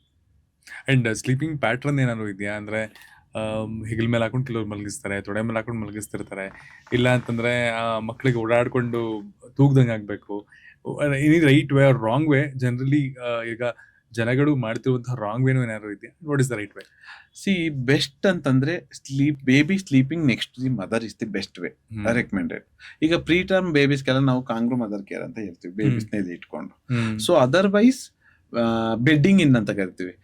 Mother ಮತ್ತೆ ಬೇಬಿ ಪಕ್ಕ ಮಲ್ಕೊಳ್ಳೋದೇ ಬೆಸ್ಟ್ ವೇ. ಈಗ ಅದು ಕ್ರೇಡಲ್ಲು ಈ ತೊಟ್ಲೆಲ್ಲ ಬಂದು ಸೆಪರೇಟ್ ಆಗಿದೆ. as long as the baby and mother stays together, their bond in a long term will be very good. ಈ ಫಸ್ಟ್ 1 year ಅಲ್ಲಿ ಹೇಗ್ ಜೊತೆಗೆ ಮಲಗ್ತಾರೆ, ಅದರಿಂದ ಅವ್ರದ್ದು ಲಾಂಗ್ ಟರ್ಮ್. ಈಗ ಅದಕ್ಕೆ ಅಮ್ಮನ ಮಾತನ್ನ ಮಕ್ಳು ಜಾಸ್ತಿ ಕೇಳ್ತಾರೆ, ಬಿಕಾಸ್ ಹೂ ಸ್ಟೇಸ್, ಅದು ವೆರಿ ಇಂಪಾರ್ಟೆಂಟ್. ಬಟ್ ತುಂಬಾ ಸ್ವಿಂಗ್ ಮಾಡೋದು not advisable. Some time trauma ಆಗ್ಬೋದು, ಮಗು ಬೀಳ್ಬೋದು, ಇಲ್ಲ ಗೋಡೆ ಹೊಡಿಬೋದು, ಇಲ್ಲ ಬ್ಲೀಡ್ ಆಗ್ಬೋದು. So we don't advise too much of ಇದು. Any comfortable position is okay, like better is next to mother. ಇನ್ನೊಂದು ನೀವು ಹೇಳ್ಬೇಕಾದ್ರೆ ಜ್ಞಾಪಕ ಬಂತು, ಹಾರ್ಟ್ ಬೀಟ್ ಸಿಂಕ್ರನೈಸೇಷನ್ ಅಂತ ಒಂದು ವಿಷಯ ಇದೆ. ರಿಸರ್ಚ್ ಮಾಡ್ಬೇಕಾದ್ರೆ ವಾವ್ ಅಂತ ಅನ್ಸಿದ್ ಫ್ಯಾಕ್ಟರ್ ಅದು. ಅಂದ್ರೆ ತಾಯಿ ಮಗುನ ತಪ್ಕೊಂಡಾಗ ಆ ಸ್ಕಿನ್ ಟು ಸ್ಕಿನ್ ಕಾಂಟ್ರಾಕ್ಟ್ ಆದಾಗ ತಾಯಿ ಮತ್ತೆ ಮಗುದು ಅದೆಷ್ಟೇ ಟ್ರಾಮಲ್ ಇದ್ರು ಅಥವಾ ಅದಕ್ಕೆಷ್ಟೇನೆ ಹಾರ್ಟ್ ಬೀಟ್ ವೇರಿ ಆಗಿದ್ರು ತಾಯಿ ಹಾರ್ಟ್ ಬೀಟ್ಗೆ ಅದು ಸಿಂಕ್ರನೈಸ್ ಆಗಿರುತ್ತೆ. ಅದು ನಿಜಾನ? ಇದು ನೋಡ್ಬೇಕಾದ್ರೆ ನಂಗೆ ವಾವ್ ಫ್ಯಾಕ್ಟರ್ ಅಂತ ಅನಿಸ್ತು. ಹಂಗೆ ಸಿಂಕ್ರನೈಸೇಷನ್ ಆಗಲ್ಲ, ಬಯೋಲಾಜಿಕಲ್ ಬೆನಿಫಿಟ್ ಅಂತ ಇತ್ತು. Definitely biological benefit in other way. ನಾ ಹೇಳದ್ನಲ್ಲ, ಈಗ ಪ್ರೀಟಮ್ ಮಕ್ಳು ಈ ಸ್ಕಿನ್ ಟು ಸ್ಕಿನ್ ಕಾಂಟ್ಯಾಕ್ಟ್ ಇಂದ ಏನಾಗುತ್ತೆ, ಒಂದು baby will become warm mother ಇಂದ. ಸೊ ಅದು ಇನ್ನೊಂದು ಏನಾಗುತ್ತೆ, ಈಟ್ ಲಾಸ್ ಆಗಲ್ಲ. ಇನ್ನೊಂದು ಅಡಿಕ್ವೇಟ್ ವೆಯ್ಟ್ ಗೇನ್ ಆಗುತ್ತೆ. ಸೊ ಇನ್ನೊಂದು ಏನಾಗುತ್ತೆ, infection rates are less when mother does this skin to skin contact ಮಾಡಿದಾಗ. ಸೊ ಆಮೇಲೆ ಏನಾಗುತ್ತೆ, ಸಕ್ಕಿಂಗ್ ಚೆನ್ನಾಗಿರುತ್ತೆ, ಬೇಬಿ ಬ್ರೆಸ್ಟ್ ಸಕ್ ಮಾಡೋದು ತುಂಬಾ ಚೆನ್ನಾಗುತ್ತೆ. So even brain maturity is better when they have a skin to skin contact. There's no synchronization between the heart rate, but ಅದು emotional term ಅಲ್ಲಿ ಮಾತಾಡ್ತಾರೆ. ಬಟ್ ನಮ್ಮ ಇದರಲ್ಲಿ but lot of benefits if there is a skin to skin contact. Skin ಬಗ್ಗೆ ಮಾತಾಡ್ತಿದ್ವಿ. ಈಗ ಹುಟ್ಟಿದ ಮಕ್ಳು ವಿದಿನ್ 1 year ನೋಡಕ್ ಬಂದವರೆಲ್ಲ ಮಗು ಕಿಸ್ ಮಾಡ್ತಿರ್ತಾರೆ, ತುಂಬಾ ಕ್ಯೂಟ್ ಆಗಿದೆ ಮಗು ಅಂತ, ಅಥವಾ ಅದಕ್ಕೆ ಎಲ್ಲ ಮುದ್ದಾಡೋದೆಲ್ಲ, ಅದರಿಂದ ಏನಾದ್ರು ಪ್ರಾಬ್ಲಮ್ ಆಗೈತಾ ಮಕ್ಕಳು ಸ್ಕಿನ್ಗೆ? Saliva, various people saliva. Basically by kissing from the other strangers ಇಂದ ಒಂದು ಸ್ಕಿನ್ ಇರಿಟೇಷನ್ ಆಗ್ಬೋದು. ಅವ್ರೇನೋ ಲಿಪ್ಸ್ಟಿಕ್ ಹಾಕಿರ್ತಾರೆ, ಇಲ್ಲ ಅವ್ರೇನೋ ಇನ್ಫೆಕ್ಷನ್ ಆಗ್ಬೋದು. ಬೇಸಿಕಲಿ ಅದರಿಂದ ರೆಸ್ಪಿರೇಟರಿ ಡಿಸೀಸ್ ಟ್ರಾನ್ಸ್ಮಿಟ್ ಆಗುತ್ತೆ. ಒಂದು ಸ್ಕಿನ್ ಇರಿಟೇಷನ್ ಆಗ್ಬೋದು, ಬಟ್ ಅದರ್ ಡಿಸೀಸ್, ರೆಸ್ಪಿರೇಟರಿ ಡಿಸೀಸ್ಗಳು ಕಾಮನ್ ಆಗಿ ಸ್ಪ್ರೆಡ್ ಆಗುತ್ತೆ. ಅದನ್ನ ಆದಷ್ಟು ಅವಾಯ್ಡ್ ಮಾಡಿದ್ರೆ ಒಳ್ಳೇದು. ಬಟ್ ಏನಾಗುತ್ತೆ, ಯಾರೋ ಬಂದಾಗ ನೀವು ಮಾಡಿದಾಗ ಅವಾಯ್ಡ್ ಮಾಡಕ್ಕಾಗಲ್ಲ. This becomes a social factor. ನೋಡಿ, ಅವ್ರೊಬ್ರಿಗೆ ಮಗು ಇರೋದು, ನಮ್ಗಿಲ್ವಾ ಅನ್ನೋದು ಫ್ಯಾಕ್ಟರ್ ಬರುತ್ತೆ. That they have to balance. ಈಗ ನಾನೇನಾಗುತ್ತೆ, ಇಲ್ಲ ಆ ತರ ಮಾಡಿಸ್ಬೇಡಿ ಅಂತಂದ್ರೆ ಮೋಸ್ಟ್ ಆಫ್ ದಿ ಮದರ್ಸ್ ಏನಾಗ್ತಾರೆ, ಸ್ಟ್ರಿಕ್ಟ್ ಆಗಿ ಮಾಡ್ಸೋದೇ ಇಲ್ಲ. But then becomes a social. ನಮ್ಗೆ ಯಾರಿಗೂ ಮಕ್ಳಿಲ್ವಾ, ಅವಳೊಬ್ಳಿಗೆ ಮಗು ಇರೋದು ಡೌಟ್ ಬರುತ್ತೆ. So they have to balance diplomatic ಆಗಿ. ಅಂಡ್ ತುಂಬಾ ಜನ ಕ್ವಶನ್ ಕೇಳೋದು ನಾರ್ಮಲಿ ಡಾಕ್ಟರ್ಸ್ನ ಹುಟ್ಟಿದ ಮಕ್ಕಳಲ್ಲಿ ಟೆಂಪರೇಚರ್ ವಿಷಯಕ್ಕೆ. ಫೀವರ್ ಬಂತು ಏನ್ ಮಾಡ್ಬೇಕು ಗೊತ್ತಾಗ್ತಿಲ್ಲ. ಈ ಇಶ್ಯೂ ನೀವು ತುಂಬಾ ಕೇಳಿರ್ತೀರ, ಫೋನ್ ಕಾಲ್ಸ್ ನಿಮ್ಗೂ ಮಿಡ್ ನೈಟ್ಸ್ ಎಲ್ಲ ಬಂದಿರುತ್ತೆ. ಫೀವರ್ ಬಂದ ತಕ್ಷಣ ಇದು ಫೀವರ್ ಏನಂತ ಫಸ್ಟ್ ಅರ್ಥ ಮಾಡ್ಕೊಳ್ಳೋದಂಗೆ, what is the ideal temperature? ಒಂದು ತಾಯಿಗೆ ಏನಾಗುತ್ತೆ, ಮಗು ಸ್ವಲ್ಪ variation even 1% change in behaviour ಆಗ್ಬೋದು, ಬಾಡಿ ಇದಾಗ್ಬೋದು, ಗೊತ್ತಾಗುತ್ತೆ. ಸೊ ನಾವು 96 to 99 temperature is normal. Okay. Any temperature crosses more then 99 ನಾವು ಫೀವರ್ ಅಂತ ಕರಿತೀವಿ. ಸೊ ಅವಾಗ best treatment for any fever ಅಂತಂದ್ರೆ up to like 99 to 102 is paracetamol. Adequate dose of paracetamol ಹಾಕೊಂಡ್ರೆ ಸಾಕು. Usually it takes 1 to 1.5 hour to decrease. Parents ಎಲ್ಲ ಏನ್ ಮಾಡ್ತಾರೆ, ಹಾಕ್ತಾರೆ 15 minutes ಅಲ್ಲಿ ಜ್ವರ ಕಡಿಮೆ ಆಗಿಲ್ಲ ಅಂದ್ರೆ ಕಡಿಮೆ ಆಗಿಲ್ಲ ಅಂತಾರೆ. So it takes time. It's not a magical drug. You give it, fever doesn't come down. It takes time. ಆಮೇಲೆ ಮೋಸ್ಟ್ ಆಫ್ ದಿ ಫೀವರ್ಸ್ ಇನ್ನೊಂದೇನು ಪೇರೆಂಟ್ಸ್ ಅರ್ಥ ಮಾಡ್ಕೋಬೇಕು ಅಂದ್ರೆ, it takes minimum 3 days. Any simplest fever, ಆಮೇಲೆ viral ಇರ್ಬೋದು, flu ಇರ್ಬೋದು, 3 days ವರೆಗೂ ನೀವು ಮೆಡಿಸಿನ್ ಹಾಕ್ತಾ ಕಡಿಮೆ ಆಗುತ್ತೆ, ಮತ್ತೆ ಬರುತ್ತೆ. So no medicine can cure your fever in a 3 days. And fever ಬರೋಕ್ಕೆ ಮಲ್ಟಿಪಲ್ ರೀಸನ್ ಇರುತ್ತೆ. ಸ್ಟಾರ್ಟಿಂಗ್ ಫ್ರಮ್ ನಿಮ್ಮ ಇಯರ್ ಇನ್ಫೆಕ್ಷನ್ ಇರ್ಬೋದು, ಥ್ರೋಟ್ ಇನ್ಫೆಕ್ಷನ್ ಇರ್ಬೋದು, ಟಾನ್ಸಿಲೈಟಿಸ್ ಇರ್ಬೋದು, ನ್ಯೂಮೋನಿಯಾ ಇರ್ಬೋದು, ಡೆಂಗ್ಯೂ ಇರ್ಬೋದು, ಟೈಫಾಯ್ಡ್ ಇರ್ಬೋದು, UTI ಇರ್ಬೋದು, ಲಾಟ್ ಆಫ್ ಬ್ರೈನ್ ಫೀವರ್ ಇರ್ಬೋದು. ಸೊ ಬೇಸ್ಡ್ ಅಪಾನ್ ಈ symptom but first 2 to 3 days they need not worry as long as the baby is active, as long as the baby is feeding, as long as the baby is passing adequate urine. ಇಷ್ಟೆಲ್ಲ ಇದ್ದಾಗ ವರಿನೇ ಮಾಡೋದ್ ಬೇಕಿಲ್ಲ. So every 6th hour ಅಲ್ಲಿ ಪ್ಯಾರಾಸ್ಟಮಾಲ್ ಹಾಕೊಂಡು, ಆಮೇಲೆ ತುಂಬಾ fever ಆಯ್ತು ಅಂದ್ರೆ ವಾರ್ಮ್ ವಾಟರ್ ಅಲ್ಲಿ ಬಾಡಿನ ವೈಪ್ ಮಾಡ್ಬೇಕು. ತಣ್ಣೀರಲ್ಲಿ ವೈಪ್ ಮಾಡಿದ್ರೆ ಏನಾಗುತ್ತೆ, ಚಳಿ ಆಗುತ್ತೆ. ಆಮೇಲೆ ಎಷ್ಟೊಂದ್ಸಲ ಹಾಕಿ ಇಲ್ಲೇ ಬಿಟ್ಬಿಡ್ತಾರೆ, ದಟ್ ಕಾಸಸ್ ಡಿಸ್ಕಂಫರ್ಟ್. ವೈಪ್ ಮಾಡಿ ತೆಗೆದ್ಬಿಟ್ಟು ಇದ್ ಮಾಡ್ಕೋ. ಅಂದ್ರೆ ಅಕಸ್ಮಾತ್ ಏನಾದ್ರು ಪ್ಯಾರಾಸಿಟಮಾಲ್ ಕೊಟ್ಟಾದ್ಮೇಲೂ ಅದಕ್ಕೆ ಫೀವರ್ ಕಮ್ಮಿ ಆಗಿಲ್ಲ, ಆಗ ಪ್ರೋಟೋಕಾಲ್ಸ್ ಏನ್ ಮಾಡೋದು ಒಳ್ಳೇದು? ಅದೇ ಹೇಳಿದ, ಒಂದು ಟೆಪಿಸ್ಪೈನ್ ಮಾಡ್ಕೋಬೇಕು. ಆಗಿಲ್ಲ ಅಂತಂದಾಗ ಈವನ್ ಆಫ್ಟರ್ 1 to 1.5 hour ನಾವೇನ್ ಮಾಡ್ತೀವಿ, ಸೆಕೆಂಡ್ ಲೈನ್ ಆಫ್ ಆಂಟಿಪೈರೆಟಿಕ್ ಅಂತೀವಿ. ಪರ್ಟಿಕ್ಯುಲರ್ಲಿ ಮೆಫಿನಮಿಕ್ ಆಸಿಡ್ ಇಲ್ಲ ಇಬುಜೆಸಿಕ್ ಅಂತ ಕರಿತೀವಿ, ಐಬುಪ್ರೊಫೆನ್ ಅಂತ. ಸೊ ಈ second line of medicine use ಮಾಡ್ಕೋಬೇಕಾಗತ್ತೆ. First 24 to 48 hours parents can try. But ಮಗು ಅದೇ ಹೇಳದ್ನಲ್ಲ, ಆಕ್ಟಿವ್ ಆಗಿದ್ರೆ they can try for 2 to 3 days. ಒಂದ್ಸಲ ಮಗು ಡಲ್ ಆಯ್ತು, ತಿಂತಾ ಇಲ್ಲ, ಸುಸ್ತಾಯ್ತು, they should seek the paediatrics. Okay. But 24 to 48 hours ಮಗು ಆಕ್ಟಿವ್ ಆಗಿದೆ, ಫೀವರ್ ಇದೆ, ಏನು ತೊಂದರೆ ಇಲ್ಲ. I would say up to 3 days they can wait. But ಯಾವಾಗ 24 hours ಅಲ್ಲಿ ಕೆಲವೊಮ್ಮೆ ಬರ್ಬೇಕಾಗತ್ತೇನೆ, ಮಗು ಡಲ್ ಆಯ್ತು, ಯೂರಿನ್ ಮಾಡ್ತಿಲ್ಲ, ಏನೂ ತಿಂತಿಲ್ಲ, ಸುಸ್ತಾಗಿದೆ ಅನ್ಸಿದ್ರೆ they should give immediately, they should come immediately. ನಿಮ್ ಪರ್ಸ್ಪೆಕ್ಟಿವ್ ಅಲ್ಲಿ ತುಂಬಾ ಕಾಲ್ಸ್ ಬರೋದು ನಿಮ್ಗೆ ಯಾವ ವಿಷಯಕ್ಕೆ ಪೇರೆಂಟ್ಸ್ ಇಂದ? ಒಂದು ಏನು ಅಂತಂತಂದ್ರೆ, ನಾನ್ ಜನರಲಿ ಯಾರಿಗೂ ಫೋನ್ ನಂಬರ್ ಕೊಡಲ್ಲ. Okay. Usually either it comes to hospital or ನಮ್ ರಿಸೆಪ್ಷನ್ ಗೆ ಬರುತ್ತೆ. Most commonest cause is for fever. Second is excessive crying. Okay. ಮಗು ಅಳ್ತಾ ಇದೆ. ಏನಾಗುತ್ತೆ, over the phone treatment is very bad. ಈಗ ಏನಾಗುತ್ತೆ, ಏನೋ ಒಂದು ವಾಮಿಟಿಂಗ್ ಅಂತ ನಾನು ಫೋನ್ ಮಾಡ್ತಾರೆ. The cause of vomiting may be simple gastritis ಇರ್ಬೋದು, ಇಲ್ಲ ಅಪೆಂಡಿಸೈಟಿಸ್ ಇರ್ಬೋದು, ಇಲ್ಲ ಇಂಟೆಸ್ಟೈನಲ್ ಅಬ್ಸ್ಟ್ರಕ್ಷನ್ ಇರ್ಬೋದು. ಈಗ ಏನಾಗುತ್ತೆ, ಸ್ಮಾಲ್ ಬೇಬೀಸ್ ಅಲ್ಲಿ ನಾವು ಕೊಟ್ಬಿಡ್ತೀವಿ. ಬಟ್ ಅದೇನಾಗಿರುತ್ತೆ, ಎಷ್ಟೊಂದ್ಸಲ ಇಂಟರ್ಸೆಪ್ಷನ್ ಆಗಿರುತ್ತೆ, ಇಂಟೆಸ್ಟೈನ್ ಒಂದಕ್ಕೊಂದು ಲಾಕ್ ಆಗಿರುತ್ತೆ. So next day they come very sick, dying stage ಅಲ್ಲಿ ಬರ್ತಾರೆ.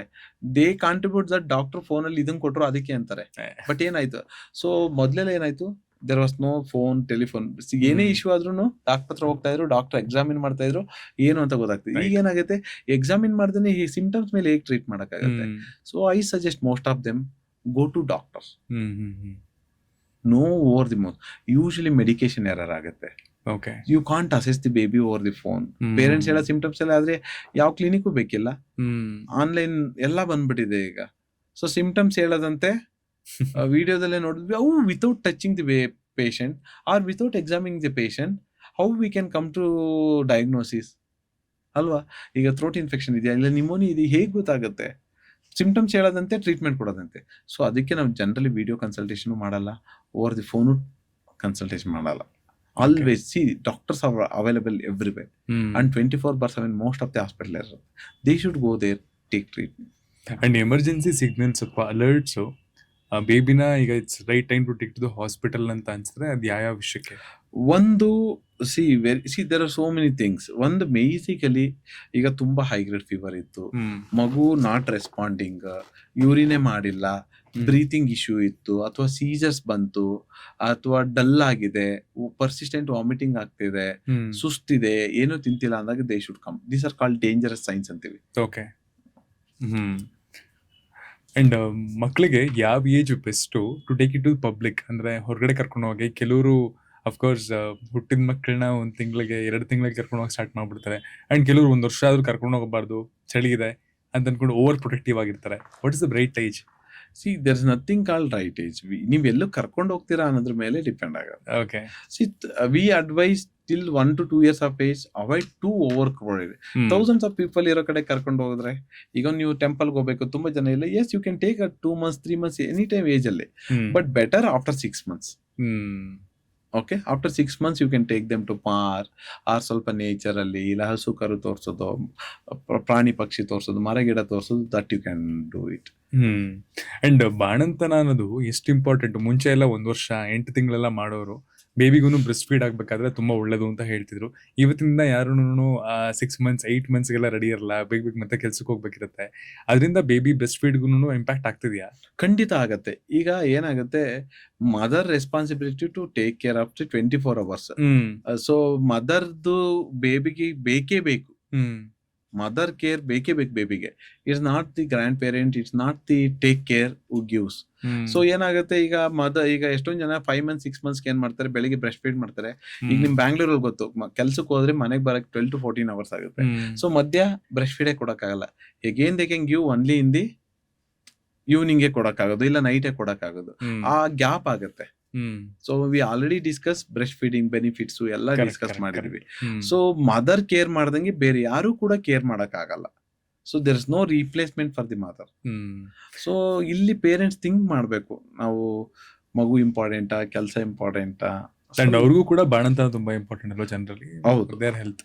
ಎಸ್, ಅವ್ರ ಹೆಲ್ತ್ನು very important. Because mother health ಇದ್ರೇನೆ ಮಿಲ್ಕ್ ಪ್ರೊಡಕ್ಷನ್ ಚೆನ್ನಾಗಿರುತ್ತೆ, ಬೇಬಿ ಚೆನ್ನಾಗಿ ಗ್ರೋತ್ ಆಗುತ್ತೆ. ಈಗ ಮದರ್ ಹೆಲ್ತ್ ಸರಿ ಇಲ್ಲ, ಮಿಲ್ಕ್ ಪ್ರೊಡಕ್ಷನ್ ಇಲ್ಲ, ಅವರೇ ಸಿಕ್ಕಿದ್ದಾರೆ ಅಂದ್ರೆ ಮಗುನು ಗ್ರೋತ್ ಆಗಲ್ಲ. ಅಂಡ್ ಈ ಚಿಕ್ಕ ಮಕ್ಳಲ್ಲಿ ಅರೌಂಡ್ 6 months ಗೆಲ್ಲ ಬಂದ ತಕ್ಷಣ ಮಕ್ಕಳು ಏನ್ ಸಿಕ್ಕರೂ ಬಾಯಿ ಹಾಕೊಳಕ್ ಸ್ಟಾರ್ಟ್ ಮಾಡ್ತವೆ, ಎಲ್ಲದನ್ನು ಕಚ್ಚಕ್ ಟ್ರೈ ಮಾಡ್ತವೆ, ಕೈ ಇಟ್ರು ಕೈ ಕಚ್ತಿರುತ್ತೆ. ಆ ಚೂಯಿಂಗ್ ಹ್ಯಾಬಿಟ್ಸ್ ಏನಾದ್ರು ಪ್ರಾಬ್ಲಮ್ಯಾಟಿಕ್ ಆಗಿದೆಯಾ ಅಥವಾ? ನೋ, ಕರೆಕ್ಟ್ ಕೇಳಿದ್ರಿ. ಇದು one of the this is called mouthing ಅಂತ ಕರಿತೀವಿ. ಇದು 5 months to 6 months ಏಜ್ ಅಲ್ಲಿ ಬರುತ್ತೆ. ಒಂದು ಮೌಥಿಂಗ್ ಏನ್ ಸಿಕ್ಕಿದ್ರು ಬಾಯಿಗೆ ಹಾಕೋಬೇಕು. ಇದು one of the neuro development milestone. ಇದು ನಾರ್ಮಲ್. ಇದನ್ನ ಆಗಕ್ ಬಿಡಬೇಕು. ಸೆಕೆಂಡ್ ಒಂದ್ ಏನಾಗುತ್ತೆ, ಟೀತಿಂಗ್ ಟೈಮ್. ಇದು ಅವಾಗ ಸ್ವಲ್ಪ ಇಚ್ಚಿಂಗ್ ಆಗ್ತಾ ಇರುತ್ತೆ ಅವ್ರಿಗೆ. ಅವಾಗ they want to keep something bite ಮಾಡ್ಬೇಕು ಅಂತಾರೆ. ಸೊ ಈಗ ಅದಕ್ಕೆ ಈ ಟೀತರ್ ಎಲ್ಲ ಬಂದ್ಬಿಟ್ಟಿದೆ. ವಿ ಸಜೆಸ್ಟ್ ಮಗು ಅವ್ರ ಕೈ ಹಾಕೊಳ್ಳೋದೇ ಮೋಸ್ಟ್ ಹೈಜಿನಿಕ್. ಹೌದಾ? ಆಕ್ಚುಲಿ ಪೆಸಿಫೈಯರ್ ಆಗ್ಬೋದು, ಇಲ್ಲ ಟೀತರ್, ಇವನ್ನೆಲ್ಲ ಅವಾಯ್ಡ್ ಮಾಡಿದ್ರೆ ಒಳ್ಳೇದು. It's not recommend. ಈಗ ಎಲ್ಲಿ ನಿಮ್ಗೆ 50 years back, 100 years back, 1 year 100 year back ಎಲ್ಲ ಎಲ್ಲಿ ಇತ್ತದು? ಏನೂ ಇರ್ಲಿಲ್ಲ. ಗೀತರ್ ಎಲ್ಲ ಏನೂ ಇರ್ಲಿಲ್ಲ. ಮಕ್ಳು ಅವ್ರ ಕೈನೇ ಹಾಕೊಳ್ಳೋದು, ಕ್ಲೀನ್ ಇರೋದು, ಹೈಜಿನ್ ಇರೋದು, ಏನೂ ಆಗ್ತಾ ಇರ್ಲಿಲ್ಲ. ಈಗೆಲ್ಲ ಕೊಡ್ತಾರೆ, ಅದು ಕೆಳಗ್ ಬಿಸಾಕುತ್ತೆ, ಟೀತರ್ನ ಮತ್ತೆ ಇಟ್ಕೊಳ್ಳುತ್ತೆ. ಸೊ ಅಂಡ್ ಈಗಿನ ಮಕ್ಕಳಲ್ಲಿ ಕಾಮನ್ ಆಗಿ ಡೆಂಟಲ್ ಡಿಕೆ ಆಗೋ ಸಮಸ್ಯೆ ಅಂತೂ ಎಷ್ಟಿದೆ ಅಂತಂದ್ರೆ, ಹಲ್ಲು ಹುಟ್ಟುತ್ತೆ, ಹುಡ್ತಿದಂಗೆನೆ ಹಲ್ಲು ಬೇಗ ಹುಳ್ಕಲ್ಲ. Again the main contributing factor is sugar containing food. ಬೇರೆ ಏನೂ ಇಲ್ಲ, sugar containing food. Too much of chocolates, too much of sweetness. And once ಎಷ್ಟು ದಿನದಲ್ಲಿ ಒಮ್ಮೆ ಪೂಪ್ ಹೋಗೋದು ಒಂದು ಐಡಿಯಲ್ ಬೇಬಿದು ಕರೆಕ್ಟ್ ಆಗಿರೋ ಇದು? ಸಿ ಈಗ ಅಪ್ ಟು 6 months ಬೇರೆ, 6 months to 1 year ಏಜ್ ಅಲ್ಲೇ ಬೇರೆ. ಸಿ ಅಪ್ ಟು 6 months ಏನಾಗುತ್ತೆ, ಒಂದೊಂದ್ಸಲ after every feed they pass motion after. So it's a normal. This is because of gastrocolic reflex. ಎಷ್ಟೊಂದ್ ಜನ ಡಯರಿ ಅನ್ಕ ಕರ್ಕೊ ಬರ್ತಾರೆ, ಅದು normal. As long as the baby gaining weight well, even daily 5 to 10 times motion ಮಾಡಿದ್ರು that is normal. Even daily once a day ಮಾಡಿದ್ರು okay, even alternate day ಮಾಡಿದ್ರು okay, as long as the consistency of the stool is normal. ನಾವು worry ಮಾಡೋದೇನು, hard stool ಹೊತ್ತು ಮಗು strain ಮಾಡ್ತಿದೆ ಅಂದ್ರೆ worry ಮಾಡ್ಬೇಕು. ಇಲ್ಲಾಂದ್ರೆ ಮಗು active, feeding well, so even consistency is normal. Daily 10 times normal. Even once a day is normal, even once in 2 to 3 days normal. Even up to 5 days, baby is comfortable, no vomiting, no abdominal distension, parents can stay calm at 2. ಈಗ ಏನಾಯ್ತು, 2 ದಿನ ಮಾಡಿಲ್ಲ ಅಂದ್ರೆ ಎತ್ಕೊಂಡ್ಬಂದ್ಬಿಡ್ತಾರೆ. ನಾವೇನು ಮಾಡಲ್ಲ, ಸಮಾಧಾನ ಮಾಡಿ ಕಳಿಸ್ತೀವಿ. ಈ ಪೂಪ್ ಟ್ರೈನಿಂಗ್ ಅಂತೆಲ್ಲ ಇದೆಯಲ್ಲ, ಅಂದ್ರೆ ಮಕ್ಕಳಿಗೆ ಹೇಳ್ಕೊಡೋದು, ಅದೆಲ್ಲ ಯಾವ ಟೈಮಲ್ಲಿ ಇಂಪಾರ್ಟೆಂಟ್? ಯಾವ time? That is called toilet training ಅಂತ ಕರೀತೀವಿ. ಸೊ ಯೂಶಲಿ ಏನಾಗಿದೆ ಈಗೆಲ್ಲ ಕಾನ್ಸ್ಟಿಪೇಷನ್ ಅಥವಾ UTI ಇದೆಲ್ಲ ಕಾಮನ್ ಏನಕ್ಕೆ ಅಂದ್ರೆ ಡೈಪರ್ ಯೂಸೇಜ್ ಇಂದ. ಏನಾಗುತ್ತೆ ಬ್ರೈನ್ ಟ್ಯೂನ್ ಆಗುತ್ತೆ, ಓಕೆ ಮಗು ಡೈಪರ್ ಹಾಕಿದೀನಿ ನಾನು, ಸೊ ಇಲ್ಲೇ ಮಾಡ್ಕೋಬೇಕು. ಇದೇನಾಗುತ್ತೆ over a period of number of days ಏನಾಗುತ್ತೆ ಬ್ರೈನ್ ಗೆಟ್ಸ್ ಟ್ಯೂನ್ಡ್. ಈಗ ನಿಮ್ಗೆ ಗೊತ್ತಲ್ವಾ ಗಂಟೆ ಮತ್ತೆ ನಾಯಿದೊಂದು ಎಕ್ಸ್ಪೆರಿಮೆಂಟ್ ಇದೆ. ಸೊ ಗಂಟೆ ಹೊಡೀರಿ ನಾಯಿಗೆ ಫುಡ್ ಹಾಕಿ, ಗಂಟೆ ಹೊಡೀರಿ ನಾಯಿಗೆ ಫುಡ್ ಹಾಕಿ. 1 ತಿಂಗ್ಳು ಹಿಂಗೆ ಮಾಡಿದ್ಮೇಲೆ 1 ತಿಂಗಳಾದ್ಮೇಲೆ ಬರೀ ಗಂಟೆ ಹೊಡೆದ್ರೆ ಸಾಕು, ನಾಯಿಗೆ ಸಲೈವೇಶನ್ ಶುರು ಆಗ್ಬಿಡುತ್ತೆ. It's like A tuning. ಇದೊಂದು ಎಕ್ಸ್ಪೆರಿಮೆಂಟ್ ನಮ್ಗೆ ಫಸ್ಟ್ ಇಯರ್ MBS ಅಲ್ಲಿ ಇದೆ. ಸೊ ಅವು ಬ್ರೈನ್ ಗೆಸ್ಟ್ ಟ್ಯೂನ್ ಅಂದ್ರೆ ಇದೇ ತರ. ಸೊ ಮಗುಗೆ ಏನಾಗುತ್ತೆ ಡೈಪರ್ ಹಾಕಿ ಹಾಕಿ ಹಾಕಿ ಮಗು ಬ್ರೈನ್ ಹೆಂಗ್ ಟ್ಯೂನ್ ಆಗುತ್ತೆ, ನಂಗೆ ಡೈಪರ್ ಇದೆ ನಾನು ಡೈಪರ್ಲ್ಲೇ ಮಾಡ್ಕೋಬೇಕು ಅನ್ನೋದು ಹ್ಯಾಬಿಚುಯೇಷನ್ ಆಗುತ್ತೆ. ಸೊ ಏನಾಗುತ್ತೆ ಆಮೇಲೆ ಡೈಪರ್ಸ್ ತೆಗೆದ್ರೆ ಮಗು ಬೆಡ್ ವೇಟಿಂಗ್ ಮಾಡ್ಕೊಳಕ್ ಶುರು ಕಂಟಿನ್ಯೂ ಆಗುತ್ತೆ ಅದು. So at least by 1 year of age they should avoid using diaper even at night. ಎಲ್ಲಾರು ಪೇರೆಂಟ್ಸ್ ಕೆಲಸ ಆಗುತ್ತೆ ಅನ್ಬಿಟ್ಟು ಏನ್ ಮಾಡ್ತಾರೆ ಡೈಪರ್ ಹಾಕ್ತಾರೆ. ಅದು ಈವನ್ 5 years ಆದ್ರೂ ಬೆಡ್ ವೆಟ್ ಮಾಡ್ಕೋತಾರೆ.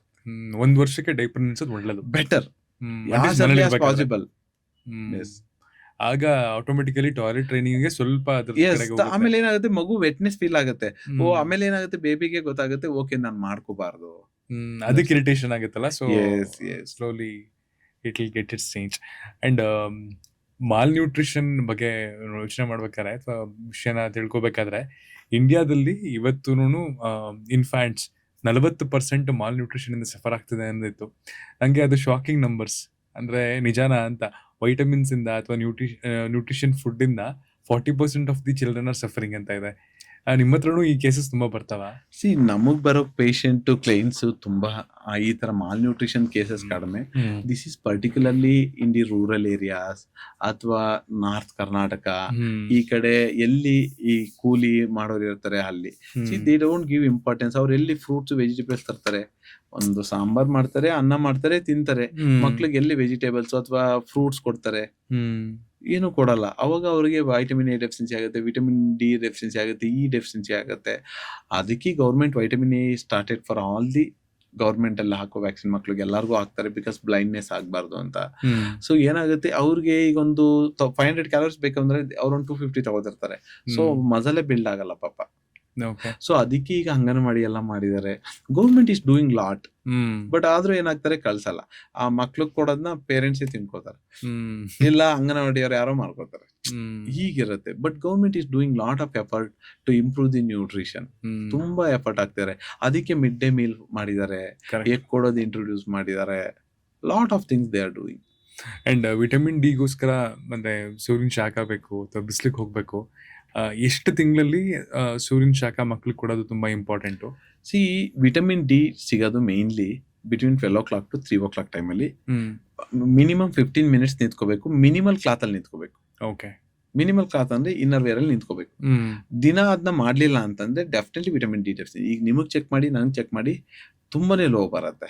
ಸೊ ಮಕ್ಕಳಲ್ಲಿ ಅದು ಟಿಲ್ 2 years ಏನಾಗುತ್ತೆ ಟ್ಯಾನ್ ಆಗುತ್ತೆ ಅಂತ ಕಳ್ಸಲ್ಲ. ಅದಕ್ಕೆ ನಾವ್ ಏನ್ ಮಾಡ್ತೀವಿ, ಸಿನ್ಸ್ ಬರ್ತಿಂದ 2.5 years ಆಫ್ ಏಜ್ ವರ್ಗು ಮಕ್ಕಳು ಸ್ಕೂಲ್ ಹೋಗೋವರ್ಗುನು ವಿಟಮಿನ್ D ಡೈಲಿ ಸಪ್ಲಿಮೆಂಟ್ ಮಾಡ್ತೀವಿ. ವೆರಿ ಇಂಪಾರ್ಟೆಂಟ್ ಅದು. ಇಲ್ಲ ಅದಕ್ಕೆ one of the reason for leg pain, body pain, neck pain ಎಲ್ಲ ಬರೋದು. Even including adult, vitamin D is the most commonest cause of ಈ ಬಾಡಿ ಪೇನ್ಸ್ ಇದೆಲ್ಲ. So general ಆಗಿ ಮಕ್ಕಳನ್ನ ಅದಕ್ಕೆ ಇಂಟ್ರೊಡ್ಯೂಸ್ ಮಾಡ್ಸಲ್ಲ ಅನ್ನೋ ವಿಷಯಕ್ಕೆ ವಿಟಮಿನ್ D ನೀವು ಪ್ರಿಸ್ಕ್ರೈಬ್ ಮಾಡ್ತೀರಾ? ಎಸ್, ಅದು ಮಾಡಕ್ಕೂ ಆಗಲ್ಲ. Practically difficult. Correct, practical difficult. And ತುಂಬಾ ಜನ ಅಂಬ್ಲಿಕಲ್ ಕಾರ್ಡ್ ಅಥವಾ ಕರಳ್ಬಳ್ಳಿ ಬಗ್ಗೆ ಎಲ್ಲ ಸುಮಾರಷ್ಟು ಕ್ವಶನ್ ರೈಸ್ ಮಾಡ್ತಾರೆ. ಮೋಸ್ಟ್ ಫ್ರೀಕ್ವೆಂಟ್ ಕ್ವಶನ್ಸ್ ಎಲ್ಲ ಅದಿತ್ತು. ಅಂದ್ರೆ ಇವಾಗ ಮಗುಗೆ ಕರಳ್ಬಳ್ಳಿ ಅಂಟ್ಕೊಂಡಿರುತ್ತೆ, ಅದನ್ನ ಹಾಗೆ ಬಿಡ್ಬೇಕಾ, ಅದು ಹಾಗೆ ಉದುರುತ್ತಾ, ಇಲ್ಲ ಅಂದ್ರೆ ಅದನ್ನ ಕಟ್ ಮಾಡ್ಬೇಕಾ? ಈ ತರದ್ದು ಸುಮಾರು ಜನಕ್ಕೆ ಕನ್ಫ್ಯೂಷನ್ ಇದೆ. ಈಗ ನಾವು ಮಗು ಡೆಲಿವರಿ ಆದ್ಮೇಲೆ ತಾಯಿಗೂ ಮತ್ತೆ ಮಗುಗೂ ಅಂಬಲಿಕಲ್ ಕಾರ್ಡ್ ಇರುತ್ತೆ. ನಾವು ಕಟ್ ಅಟ್ಲೀಸ್ಟ್ 5 centimeter ಬಿಟ್ಟು ಕಟ್ ಮಾಡಿ ಕ್ಲಾಂಪ್ ಮಾಡ್ತೀವಿ. Usually by 7 to 10 days it falls on its own. ಯಾವ ಕ್ರೀಮು ಹಾಕದ್ ಬೇಕಿಲ್ಲ, ಏನಿಲ್ಲ. They should only keep it dry. ಅದನ್ನ ಡ್ರೈ ಇಟ್ಕೋಬೇಕು, ವೆಟ್ ಆಗಬಾರ್ದು, ಇನ್ಫೆಕ್ಷನ್ ಆಗ್ದಂಗೆ ನೋಡ್ಕೋಬೇಕು. ಯಾವ ಕ್ರೀಮೂ ಅಡ್ವೈಸ್ ಮಾಡಲ್ಲ. It has to be cut at birth and usually it falls on its own. ಏನು ಮಾಡೋದ್ ಬೇಕಿಲ್ಲ, keep it clean. Okay. And creams ಅಂತ ಮಾತಾಡಿದ್ರಿ, ಸುಮಾರು ತರ ಕ್ರೀಮ್ಸ್ ಸಿಗುತ್ತೆ ಇವತ್ತು. ಫ್ಯಾನ್ಸಿ ಕ್ರೀಮ್ಸ್ ಎಲ್ಲ ಬಂದ್ಬಿಟ್ಟಿದೆ. ಇದನ್ನ ಹಚ್ಚಿದ್ರೆ ತುಂಬಾ ಒಳ್ಳೇದು, ಮಗುಕ್ಕೊಂದು, ಬಾಡಿಗೊಂದು, ಕಾಲ್ಗೊಂದು, ಕೈಗೊಂದು ಅಂತ. ನೀವೇನ್ ಸಜೆಸ್ಟ್ ಮಾಡ್ತಾ ಇರ್ತೀರಾ ಜನರಿಗೆ? I don't want to tell any brand name. Use tested, good quality soaps ಇರ್ಬೋದು, ಲೋಷನ್ ಇರ್ಬೋದು, which are less chemical. Don't go for a local brand. ಏನ್ ಟೆಸ್ಟ್ ಮಾಡಿರ್ತೀವಿ ಏನೂ ಗೊತ್ತಿರಲ್ಲ. ಓಕೆ, ಒಂದು ಲೋಷನ್ ತರ ಇರುತ್ತೆ, ಸ್ಮೆಲ್ ಚೆನ್ನಾಗಿರ್ಬೋದು, that's not the criteria. Quality of ಇದು ವೆರಿ ಇಂಪಾರ್ಟೆಂಟ್. ನಿಮ್ಮ ಪೀಡಿಯಾಟ್ರಿಷಿಯನ್ ಏನ್ ಪ್ರಿಸ್ಕ್ರೈಬ್ ಮಾಡ್ತಾರೆ, go by that. And sponge bath ಮತ್ತೆ ಫುಲ್ ಬಾತ್ ಅಂತೆಲ್ಲ ಇದೆಯಲ್ಲ, ಸೊ ಅದರಲ್ಲಿ ಯಾವ್ದನ್ನ ನೀವು ಪ್ರಿಸ್ಕ್ರೈಬ್ ಮಾಡೋದು ಅಥವಾ ಒಂದು ಏಜ್ ವರ್ಗೂ ಮಾತ್ರ ಸ್ಪಾಂಜ್ ಬಾತ್ ಮಾಡಿಸ್ಬೇಕು? ಫುಲ್ ಬಾತ್ ಅಷ್ಟು ಬೇಗ ಒನ್. ಓಕೆ, ಫುಲ್ ಬಾತ್ ಅಲ್ಲೇ ಬೇಬಿಗೆ ರಿಲ್ಯಾಕ್ಸೇಷನ್ ಸಿಗುತ್ತೆ. ಫುಲ್ ಬಾತ್ ಕೊಡ್ಬೇಕು. ಬರೀ ಸ್ಪಾಂಜ್ ಬಾತ್ ಇಂದ ಈ ಪ್ರೀಟಮ್ ಲೆಸ್ ದೆನ್ 2.5 ಇದ್ರೆ ನಾವು ಸ್ಪಾಂಜ್ ಬಾತ್ ಕೊಡ್ತೀವಿ, ಇಲ್ಲಾಂದ್ರೆ full bath is recommended. And ಇನ್ನೊಂದು ಕಾಮನ್ ಆಗಿ ಆಗೋ ವಿಷಯ ಅಂತಂದ್ರೆ ಈ ಡೈಪರ್ ರ್ಯಾಷಸ್. ಸಿಕ್ಕಾಪಡೆ ಡೈಪರ್ ರ್ಯಾಷಸ್ ಆಗುತ್ತೆ, ಏನ್ ಮಾಡ್ಬೇಕು ಅಂತ ಗೊತ್ತಿರಲ್ಲ. ಅದಕ್ಕೆ ಕೆಲವರು ಬಟ್ಟೆ ಕಟ್ಬಿಡ್ತಾರೆ, ಆಮೇಲೆ ಅಥವಾ ಡೈಪರ್ ಚೇಂಜ್ ಮಾಡ್ಬೇಕು, ಬೇರೆ ಬ್ರ್ಯಾಂಡ್ ಚೆನ್ನಾಗಿದೆ ಅಂತೆಲ್ಲ ಯೂಸ್ ಮಾಡ್ತಿರ್ತಾರೆ. ಈ ಡೈಪರ್ ರ್ಯಾಷಸ್ಗೆ ಏನ್ ರೆಮಿಡಿ? ಡೈಪರ್ ರ್ಯಾಷಸ್ ಏನಾಗುತ್ತೆ, ಈ ಅಡ್ವರ್ಟೈಸ್ಮೆಂಟ್ ಬರೋ ತರ ಈಗ ಯೂರಿನ್ ಅಬ್ಸರ್ವ್ ಮಾಡ್ಕೊಂಡು ಅದು 6 hours 8 hours ಡ್ರೈ ಇರುತ್ತೆ. ಅದು ಅಲ್ಲೇ ಇರುತ್ತೆ. Urine is coming contact with the skin. Continuous wetness ಇದ್ದಾಗ ಅದು ಇರಿಟೇಷನ್ ಆಗಿ ಅದಾಗುತ್ತೆ. The treatment recommended is zinc oxide based any cream is okay. Zinc oxide ಅಂತ ಇರುತ್ತೆ, ಎಷ್ಟೊಂದು ಬ್ರ್ಯಾಂಡ್ಸ್ ಇರುತ್ತೆ, ಅದನ್ನ ಅಪ್ಲೈ ಮಾಡೋದು. ಬಟ್ ಅದೇ ಡೈಪರ್ ರ್ಯಾಶ್ ಬರ್ದಂಗೆ ನೋಡ್ಕೊಳ್ಳೋದು ಪೇರೆಂಟ್ಸ್ ಕೈಲಿ ಇರುತ್ತೆ. ಒಂದು ಏನ್ ಮಾಡಬೇಕು, ಅಟ್ಲೀಸ್ಟ್ ಡೇ ಟೈಮ್ ಅಲ್ಲಿ ಯು ಅವಾಯ್ಡ್. ನೀವ್ ಹೇಳ್ದಂಗೆ ಕ್ಲಾತ್ ಹಾಕ್ಬಿಟ್ಟು ಮೈಂಟೈನ್ ಮಾಡಿ. ನೈಟ್ ಅಲ್ಲಿ ಒಂದ್ಸಲ ಸ್ಲೀಪ್ ಡಿಸ್ಟರ್ಬ್ ಆಗುತ್ತೆ ನೈಟ್ ಅಲ್ಲ ಅಂದ್ರೆ ಅವಾಗ ಫಸ್ಟೇ ಕ್ರೀಮ್ ಹಚ್ಬಿಟ್ಟು ಹಾಕ್ಬಿಟ್ರೆ ಬರಲ್ಲ. ಆಮೇಲೆ ಇನ್ನೊಂದ್ ಏನ್ ಮಾಡ್ಬೇಕು ಅಂತಂದ್ರೆ, ಅವರು ಪ್ಯಾಂಟ್ ತರದ್ ಹಾಕ್ಬಿಡುದು, ಸ್ಟ್ರೈಪ್ಸ್ ಬರುತ್ತಲ್ಲ, ಅದ್ ಹಾಕಿದ್ರೆ ಸ್ವಲ್ಪ ಏರಿಯೇಷನ್ ಆಗುತ್ತೆ. ಈ ಪ್ಯಾಂಟ್ ತರದ್ ಹಾಕಿದ್ರೆ ಮೇಲ್ಗಡೆನೂ ರಬ್ಬರ್ ಇದಿರುತ್ತೆ, ಎಲಾಸ್ಟಿಕ್, ತೈಸ್ ಹತ್ರನೂ ಇರುತ್ತೆ, ಏನು ಗಾಳಿ ಹೋಗಲ್ಲ. ಯಾವಾಗ ಟೈಟ್ ಕಂಪಾರ್ಟ್ಮೆಂಟ್ ಇರುತ್ತೆ ಅವಾಗ ಅಲ್ಲೇ ಯೂರಿನ್ ಇದು ಇರಿಟೇಷನ್ ಆಗಿ ರ್ಯಾಶ್ ಆಗಿ ಫಂಗಲ್ ಇನ್ಫೆಕ್ಷನ್ ಆಗುತ್ತೆ. ಓಕೆ, ಸೊ ಅದರಿಂದನೂ ಸೆವೆರಲ್ ಪ್ರಾಬ್ಲಮ್ಸ್ ಲೀಡ್ ಆಗುತ್ತಾ? ಖಂಡಿತ ತುಂಬಾ ಇರಿಟೇಷನ್ ಆಗುತ್ತೆ. ಜೊತೆಗೆ ಏನ್ ಮಾಡ್ತಾರೆ, ವೈಪ್ಸ್ ಯೂಸ್ ಮಾಡ್ತಾರೆ. ವೈಪ್ಸ್ ವಿತ್ ಕೆಮಿಕಲ್, ಅದರಲ್ಲಿ ಡಿಟರ್ಜೆಂಟ್ ಇರುತ್ತೆ, ಅದು ಕೂಡ ಏನಾಗುತ್ತೆ, ಇರಿಟೇಷನ್ ಮಾಡಿ ಸ್ಕಿನ್ ಎಲ್ಲ ಎರೋಷನ್ ಆಗುತ್ತೆ. They are very sensitive. Skin babies ಎಲ್ಲ ವೆರಿ ಸೆನ್ಸಿಟಿವ್ ಇರುತ್ತೆ, ನಮ್ ತರ ಇರಲ್ಲ. ನಮ್ದಾರೆ over a period of time it has become rough. But ಮಕ್ಳದೆಲ್ಲ ಸೆನ್ಸಿಟಿವ್ ಇರುತ್ತೆ. We should be very gentle, mild ಆಗಿರ್ಬೇಕು. ಅಂಡ್ ನ್ಯೂ ಬಾರ್ನ್ ಬೇಬೀಸ್ ಅಲ್ಲಿ ಕಾಮನ್ ಆಗಿ ನೋಡುವಂತಹ ಒಂದಷ್ಟು ಪ್ರಾಬ್ಲಮ್ಸ್ ಅಂದ್ರೆ ಅದರಲ್ಲಿ ಮೇಜರ್ ಆಗಿ ಜಾಂಡಿಸ್ ಕೂಡ ಕಾಣಿಸ್ಕೊಡುತ್ತೆ. ಅಂದ್ರೆ ಹುಟ್ಟಿದ ಮಕ್ಳಿಗೆ ಜಾಂಡಿಸ್ ಬಂದಿದೆ ಅಂತ ICU ಇಟ್ಕೋತಾರೆ, ಪಾಪ ಅದನ್ನ ಟ್ರೀಟ್ ಮಾಡ್ತಿರ್ತಾರೆ. ಇದು ಯಾಕೆ ಜನರಲಿ ಆಗುತ್ತೆ? ಅಂಡ್ ಮಗು ಹುಟ್ಟೋದಕ್ಕಿಂತ ಮುಂಚೆನೇ ಏನಾದ್ರು ಪ್ರೋಟೋಕಾಲ್ ತಗೋಬೋದಾ ಅದನ್ನ ಅವಾಯ್ಡ್ ಮಾಡೋದಕ್ಕೆ? ಓಕೆ, ಜಾಂಡಿಸ್ ಅನ್ನೋದು ಒಂದು ದೊಡ್ಡ ಟಾಪಿಕ್. ನಾವು ಒನ್ ಮಿನಿಟ್ ಅಲ್ಲಿ ಹೇಳ್ಬಿಡ್ತೀನಿ. ಜಾಂಡಿಸ್ ಹುಟ್ಟಿದ ಎಲ್ಲ 80% ಮಕ್ಳಿಗೆ ಜಾಂಡಿಸ್ ಬರುತ್ತೆ. ಇದು ಏನಕ್ಕೆ ಅಂದ್ರೆ, ಈಗ ನಮ್ದು RBC ಲೈಫ್ ಸ್ಪ್ಯಾನ್ 120 days ಇರುತ್ತೆ. ಅದೇ ಮಕ್ಕಳಲ್ಲಿ it is around 60 to 80 days ಇರುತ್ತೆ. ಸೊ RBC ಜಲ್ದಿ ಲೈಸ್ ಆಗೋದ್ರಿಂದ ಏನಾಗುತ್ತೆ, ಬಿಲಿರುಬಿನ್ ರಿಲೀಸ್ ಆಗುತ್ತೆ. ಆಮೇಲೆ ಇನ್ನೊಂದ್ ಏನಾಗುತ್ತೆ, ಲಿವರ್ ಮೆಚೂರ್ ಆಗಕ್ಕೆ 2 weeks ಬೇಕು. ಲಿವರ್ ಅಲ್ಲೇ ಜಾಂಡಿಸ್ ಕ್ಲಿಯರ್ ಆಗೋದು, ಲಿವರ್ ಮೆಚುರಿಟಿ ಇರಲ್ಲ. ಸೊ ಒಂದು RBC ಲೈಫ್ ಸ್ಪ್ಯಾನ್ ಇದ್ರಿಂದ ಏನಾಗುತ್ತೆ, ಎಲ್ಲಾ ಮಕ್ಳಿಗೂ ಜಾಂಡಿಸ್ ಬರುತ್ತೆ. We don't treat for all the babies with jaundice. ಏನಾಗುತ್ತೆ, ಆಫ್ಟರ್ 48 hours ಜಾಂಡಿಸ್ ಬರುತ್ತೆ, 7th 8th ಡೇಗೆ ಪೀಕ್ ಹೋಗುತ್ತೆ, by 14th day it will come down automatically. So ನಾವೇನ್ ಮಾಡ್ತೀವಿ, 2nd day ಅಥವಾ 3rd day ಟೆಸ್ಟ್ ಮಾಡ್ತೀವಿ. ಆ ಡೇಗೆ ಅದು ಹೈ ಇದೆಯಾ, ಅಕ್ಸೆಪ್ಟಬಲ್ ಆ ಚಾರ್ಟ್ ನೋಡ್ತೀವಿ. If it is acceptable, no need to treat. If it is above that level, we treat it. So ಈಗ ಟ್ರೀಟ್ಮೆಂಟ್ ಬೇಕಾಗೋದು, ಡೆಲಿವರಿ 100 ಮಕ್ಳು ಹುಟ್ಟಿದ್ರೆ ಒಂದು 10 to 20% ಜಾಂಡಿಸ್ ಫೋಟೋಥೆರಪಿ ಅಂತ. ಅದೇನ್ ಬ್ಲೂ ಲೈಟ್, ಏನ್ ಬೇರೆ ಏನಿರಲ್ಲ. ಅದೇನ್ ಮಾಡುತ್ತೆ, ಬಿಲಿರುಬಿನ್ ಬ್ಲೂ ಲೈಟ್ ನ ಅಬ್ಸರ್ವ್ ಮಾಡ್ಕೊಂಡು ಲೈಸ್ ಹಾಕಿ ಯೂರಿನ್ ಮತ್ತು ಮೋಷನ್ ಅಲ್ಲಿ ಕ್ಲಿಯರ್ ಆಗುತ್ತೆ ಅಷ್ಟೇ. ಸೊ ದಿಸ್ ಈಸ್, ಕೆಲವೊಬ್ಬರಿಗೆ ಈಗ ತಾಯಿ ಮಗುದು ಬ್ಲಡ್ ಗ್ರೂಪ್ ಮಿಸ್ ಮ್ಯಾಚು, ಅಥವಾ ಮದರ್ದ್ ಓ ಅಥವಾ ನೆಗೆಟಿವ್ ಇದ್ದು ಮಗು ಪಾಸಿಟಿವ್ ಇದ್ರೆ ಅವಾಗ ಜಾಂಡಿಸ್ ಆಗುತ್ತೆ. ಮದರ್ದ್ ಓ ಇದ್ದು ಬೇಬಿದ್ A ಅಥವಾ ಇದ್ರೆ OA ಇನ್ಕಂಪ್ಯಾಟಬಿಲಿಟಿ ಅಥವಾ OB ಅವಾಗ ಬರುತ್ತೆ. ಅಥವಾ ಇನ್ನೊಂದು ಏನಾದ್ರು ಇನ್ಫೆಕ್ಷನ್ ಇದ್ರೆ ಬರ್ಬೋದು. But most commonest cause of jaundice in newborn is physiological jaundice. ಎಲ್ಲಾರ್ಗೂ ಬರುತ್ತೆ. We don't treat everybody based upon the treatment level ಅಥವಾ bilirubin level, we treat it. So only therapy is phototherapy, that's blue light. ಸಿಕ್ಕಾಪಟ್ಟೆ ದೊಡ್ಡ topic ಅಂತ ಹೇಳಿದ್ರಿ. Probably ಮುಂದೆ ಯಾವತ್ತಾರ ಆದ್ರೆ ಇದ್ರ ಬಗ್ಗೆನೇ ಸಪರೇಟ್ ಆಗಿ ಒಂದು ವಿಡಿಯೋ ಮಾಡೋಣ. ಅಂದ್ರೆ ಅದು ಏನಾಗುತ್ತೆ, ಪೇರೆಂಟ್ಸ್ಗೆ ಇಷ್ಟೇ ಸಾಕು. So based upon level you treat it, otherwise jaundice is normal, don't worry. And ಹುಟ್ಟಿರೋ ಮಕ್ಕಳಲ್ಲಿ ಗಂಡು ಮಕ್ಕಳು ಹೆಣ್ಮಕ್ಳು ಎರಡೂ ಇರ್ತವೆ. ಅದನ್ನ ನೋಡ್ಕೊಳ್ಳೋದ್ರಲ್ಲಿ ಅಥವಾ ಅದನ್ನ ಬೆಳೆಸೋ ವಿಧಾನದಲ್ಲಿ ಏನಾದ್ರು ವ್ಯತ್ಯಾಸ ಇದೆಯಾ 1 ವರ್ಷದೊಳಗಡೆ? ಏನೂ ಇಲ್ಲ, same. No difference, same. Baby is baby. ಆಮೇಲೆ ಜನರಲಿ ಇನ್ನೂ ಕಾಮನ್ ಆಗಿ ಕೇಳುವಂತಹ ಪ್ರಶ್ನೆ, ಯಾವಾಗ ಮಕ್ಕಳಿಗೆ ದೃಷ್ಟಿ ಬರುತ್ತೆ, ಮಕ್ಕಳು ಯಾವಾಗ ನೋಡ್ಬೋದು, ಯಾವಾಗ ರಿಯಾಕ್ಟ್ ಮಾಡಕ್ ಸ್ಟಾರ್ಟ್ ಮಾಡ್ತಾರೆ? ಏನಾಗುತ್ತೆ, ಮಕ್ಕಳಿಗೆ ಬರ್ತಿಂದಾನೇ ವಿಷನ್ ಇರುತ್ತೆ. They can't able to percept the depth of vision ನ ಪರ್ಸೆಪ್ಟ್ ಮಾಡಕ್ಕಾಗಲ್ಲ. ಬೈ 2 months ಆಫ್ ಏಜ್ ಅಲ್ಲೆಲ್ಲ ಅವ್ರಿಗೆ ಚೆನ್ನಾಗೇ ಕಾಣಿಸ್ತಾ ಇರುತ್ತೆ. ಇವನ್ ಅಟ್ ಬರ್ತ್ ಕಾಣಿಸ್ತದೆ, ಬಟ್ ಏನಾಗುತ್ತೆ ಐಸ್ ಅಲ್ಲಿ ಏನಾಗುತ್ತೆ ಡೆಪ್ತ್ ಆಫ್ ಪರ್ಸೆಪ್ಷನ್ ಇರಲ್ಲ. ಸೊ ಅದಕ್ಕೆ ನೀವು ಮಕ್ಕಳು ಐ ಕ್ಲೋಸ್ ಮಾಡ್ಕೊಬಿಡ್ತಾರೆ ಲೈಟ್ ಆನ್ ಮಾಡಿದ್ರೆ, ಫೋಟೋಫೋಬಿಯಾ ಅಂತ ಕರಿತೀವಿ. ಸೊ ಏನಾಗುತ್ತೆ ಅವ್ರಿಗೆಲ್ಲ ಬೈ 2 months ಅಲ್ಲೆಲ್ಲ ಚೆನ್ನಾಗೇ ಕಾಣಿಸ್ತಾರೆ. ಓಕೆ, ಅಂದ್ರೆ HD ಕ್ವಾಲಿಟಿ ಪೂರ್ತಿ ಫುಲ್ ಚೆನ್ನಾಗಿ ಕಾಣಿಸುತ್ತೆ. ಕೆಲವ್ರು ಹೇಳ್ತಾರೆ ಕಲರ್ಸ್ ಮಾತ್ರ ಕಾಣ್ತಿರುತ್ತೆ, ಈಗ ಹೋಗ್ತಾ ಹೋಗ್ತಾ ಹೋಗ್ತಾ ಶಾರ್ಪ್ನೆಸ್ ಎಲ್ಲ ಕಾಣುತ್ತೆ ಅಂತ. ಗ್ರಾಜುಯಲಿ ಹಂಗ್ರೂ ಆಗುತ್ತಾ? ಯೂಶಲಿ ಐಬಾಲ್ ಡೆವಲಪ್ ಆದಂಗೆ ಎಲ್ಲ ಕಾಣಿಸ್ತದೆ. ಬೈ 2 to 3 months ಅದಕ್ಕೆ they recognise everything. They recognise. ಅದಕ್ಕೆ ನಾವು 4 months 5 months ಎಲ್ಲ ಈ ಟೈಸ್ ಎಲ್ಲ ಕಲರ್ ಕೊಡೋದು. ಕಲರ್ ಎಲ್ಲ ಗೊತ್ತಾಗುತ್ತೆ, depth of perfection. But sharpness ಎಲ್ಲ ಕ್ಲಾರಿಟಿ ಬರ್ಬೇಕಂದ್ರೆ as a baby grows it will come. And aquatic instant ಅಂತ ಅದಕ್ಕೆ ಒಂದು ಸ್ಪೆಷಲ್ ಎಬಿಲಿಟಿ ಇರುತ್ತೆ ಅಂತಾರೆ. ಅಂದ್ರೆ 6 months ವರ್ಗುನು ಬೇಬೀಸ್ ಕ್ಯಾನ್ ಅಂದ್ರೆ ಸ್ವಿಮ್ಗೆ ಅದು ತುಂಬಾ ಈಸಿ, ರಿಫ್ಲೆಕ್ಟಿವ್ ಆಗಿ ಅದು ಅದಕ್ಕೆ ಆಟೋಮೆಟಿಕ್ ನೇಚರ್ ಅಲ್ಲೇನೆ ಅದು ಪ್ರೊವೈಡ್ ಆಗಿದೆ ಅಂತ ಹೇಳ್ತಾರೆ. ಸುಮಾರು ಜನ ವೆಸ್ಟರ್ನ್ ಅಲ್ಲಿ ನೋಡೋದಾದ್ರೆ ಸ್ವಿಮ್ಮಿಂಗ್ ಗೆ ಮಕ್ಕಳನ್ನ ಬೇಗ ಇಂಟ್ರೊಡ್ಯೂಸ್ ಮಾಡಿಸ್ಬಿಡ್ತಾರೆ, ಬಿಕಾಸ್ ಆ ಎಬಿಲಿಟಿ ಇದೆ ಅಂತ. ಅದು ನಿಜನಾ? ಏನಾಗುತ್ತೆ ಈಗ ಇಂಟ್ರಾಯೂಟ್ರೈನ್ ಏನಾಗುತ್ತೆ, ಒಂದು ಆಮ್ನಿಯಾಟಿಕ್ ಫ್ಲೂಯಿಡ್ ಇರುತ್ತೆ, ಮಗು ಒಳಗಡೆನೆ ಆ ಸ್ವಿಮ್ಮಿಂಗ್ ಬೇರೆ, ಅಲ್ಲಿ ಬ್ರೆತ್ ಹೋಲ್ಡಿಂಗ್ ಇರಲ್ಲ. So blood oxygen is supplied through the placenta and umbilical card. So that is not is swimming ability. These are all because of the developments of the ಈ marketing digital ಇಂದ ಆಗಿ ಬಂದಿದೆ. So till safe age V don't recommend. ಈಗ ನೀವು ABCD ನ third year of life ಅಲ್ಲಿ ಕಲ್ತ್ರೇನು ಇಲ್ಲ 2 years of life ಅಲ್ಲಿ ಕಲ್ತ್ರೇನು, ultimately they should learn by that age ಅಂತ ಇರುತ್ತೆ. So what is the advantage of baby doing at 6 months swimming ಮಾಡಿ ಏನು ಅದೆಲ್ಲ is a for a business purpose. So we don't recommend. Up to 4 to 5 years ಆದ್ಮೇಲೆ swimming it is advise. Any physical activity is fine. Before that ಎಲ್ಲಾರು baby spa, baby swimming pool ಎಲ್ಲ ಮಾಡಿದ್ದಾರೆ, but we don't recommend. But ಇದೊಂಥರ parents ಗೆ passion ಅಷ್ಟೇ. ನನ್ ಮಗುನ್ ಸೇರಿಸ್ದೆ, ಏನೂ advantage ಇಲ್ಲ. Okay, common and worst mistakes parents ಗಳು ಮಾಡೋದು ಬೇಬಿ ವಿಷಯದಲ್ಲಿ ನಿಮ್ ಕಣ್ಣಿಗೆ ಬಿದ್ದಿರೋದು? ಕಾಮನೆಸ್ಟ್ ಮಿಸ್ಟೇಕ್ಸ್ ಅಂತಂದ್ರೆ ಒಂದು food habits. Food habits very ಇದು. ಸೊ ಚಾಕ್ಲೇಟ್ ನ ಏನ್ ಮಾಡ್ತಾರೆ, ಚಾಕ್ಲೇಟ್ ಅಂತ ಬಿಸ್ಕೆಟ್ಸ್ ನ one of the dietary supplement ಆಗಿ ಡೈಲಿ ಕೊಡ್ತಾರೆ. That is the most commonest mistake we see. Usually ನಾನು ಹೇಳಿದ್ನಲ್ಲಿ ಕೆಲವೊಂದು ಡೇಂಜರಸ್ ಸೈನ್ಸ್ ಇರುತ್ತೆ, ಆಯ್ತಾ. ಡೇಂಜರಸ್ ಸೈನ್ಸ್ ಏನು ಅಂತಂದ್ರೆ, ಈಗ ಮಗು ತಿಂತಾನೆ ಇರಲ್ಲ ಅಥವಾ ತುಂಬಾ ಸುಸ್ತಾಗಿರುತ್ತೆ, ಲೇಟಾಗಿ ಕರ್ಕೊ ಬರ್ತಾರೆ.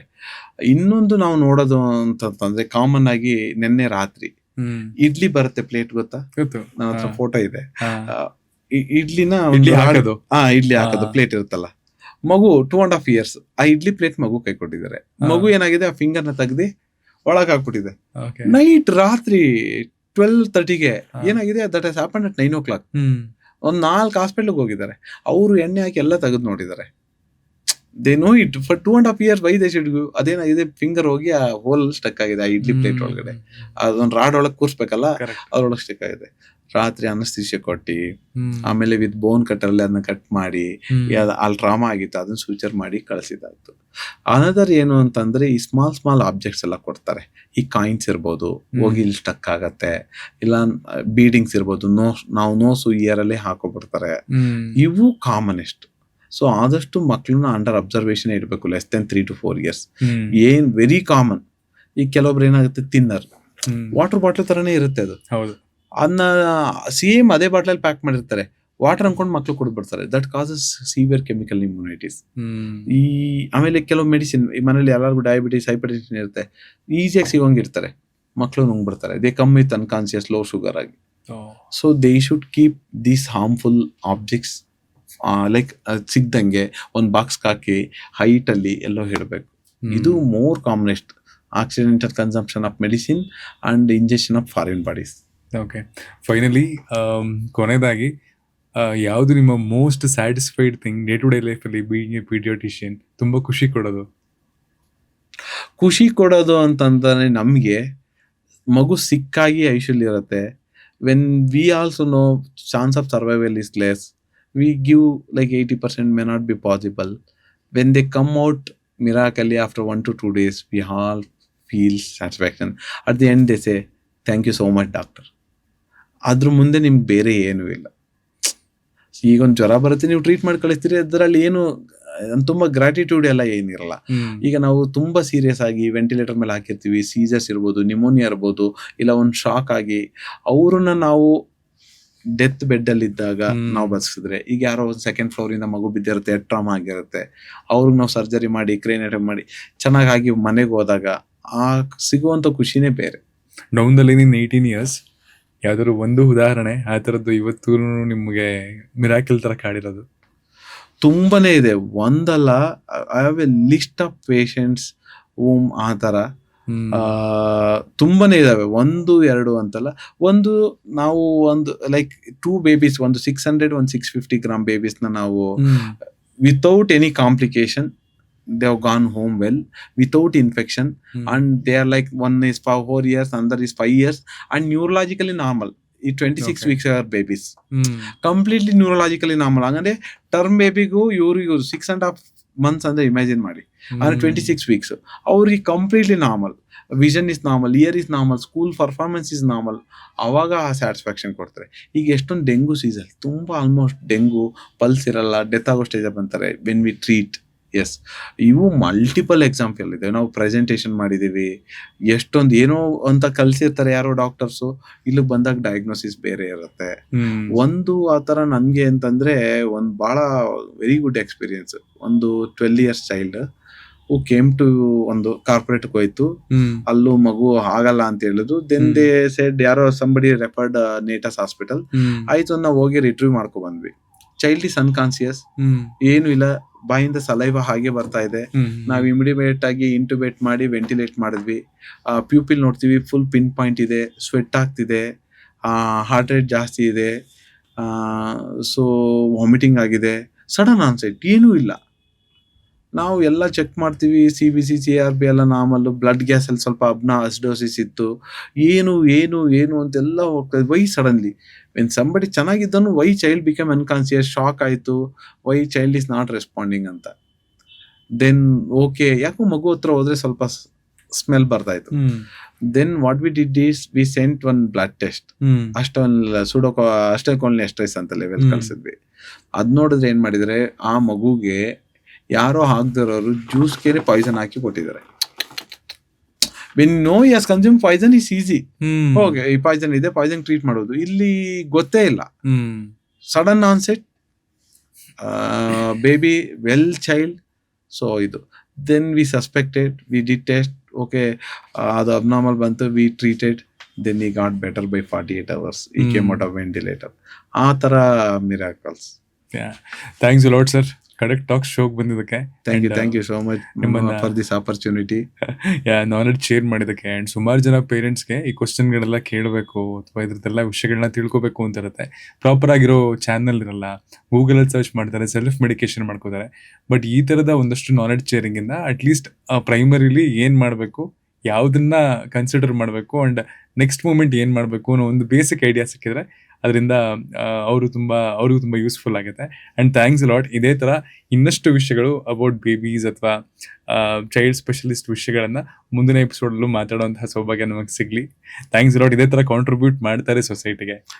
Thank you so much for Khadak tax.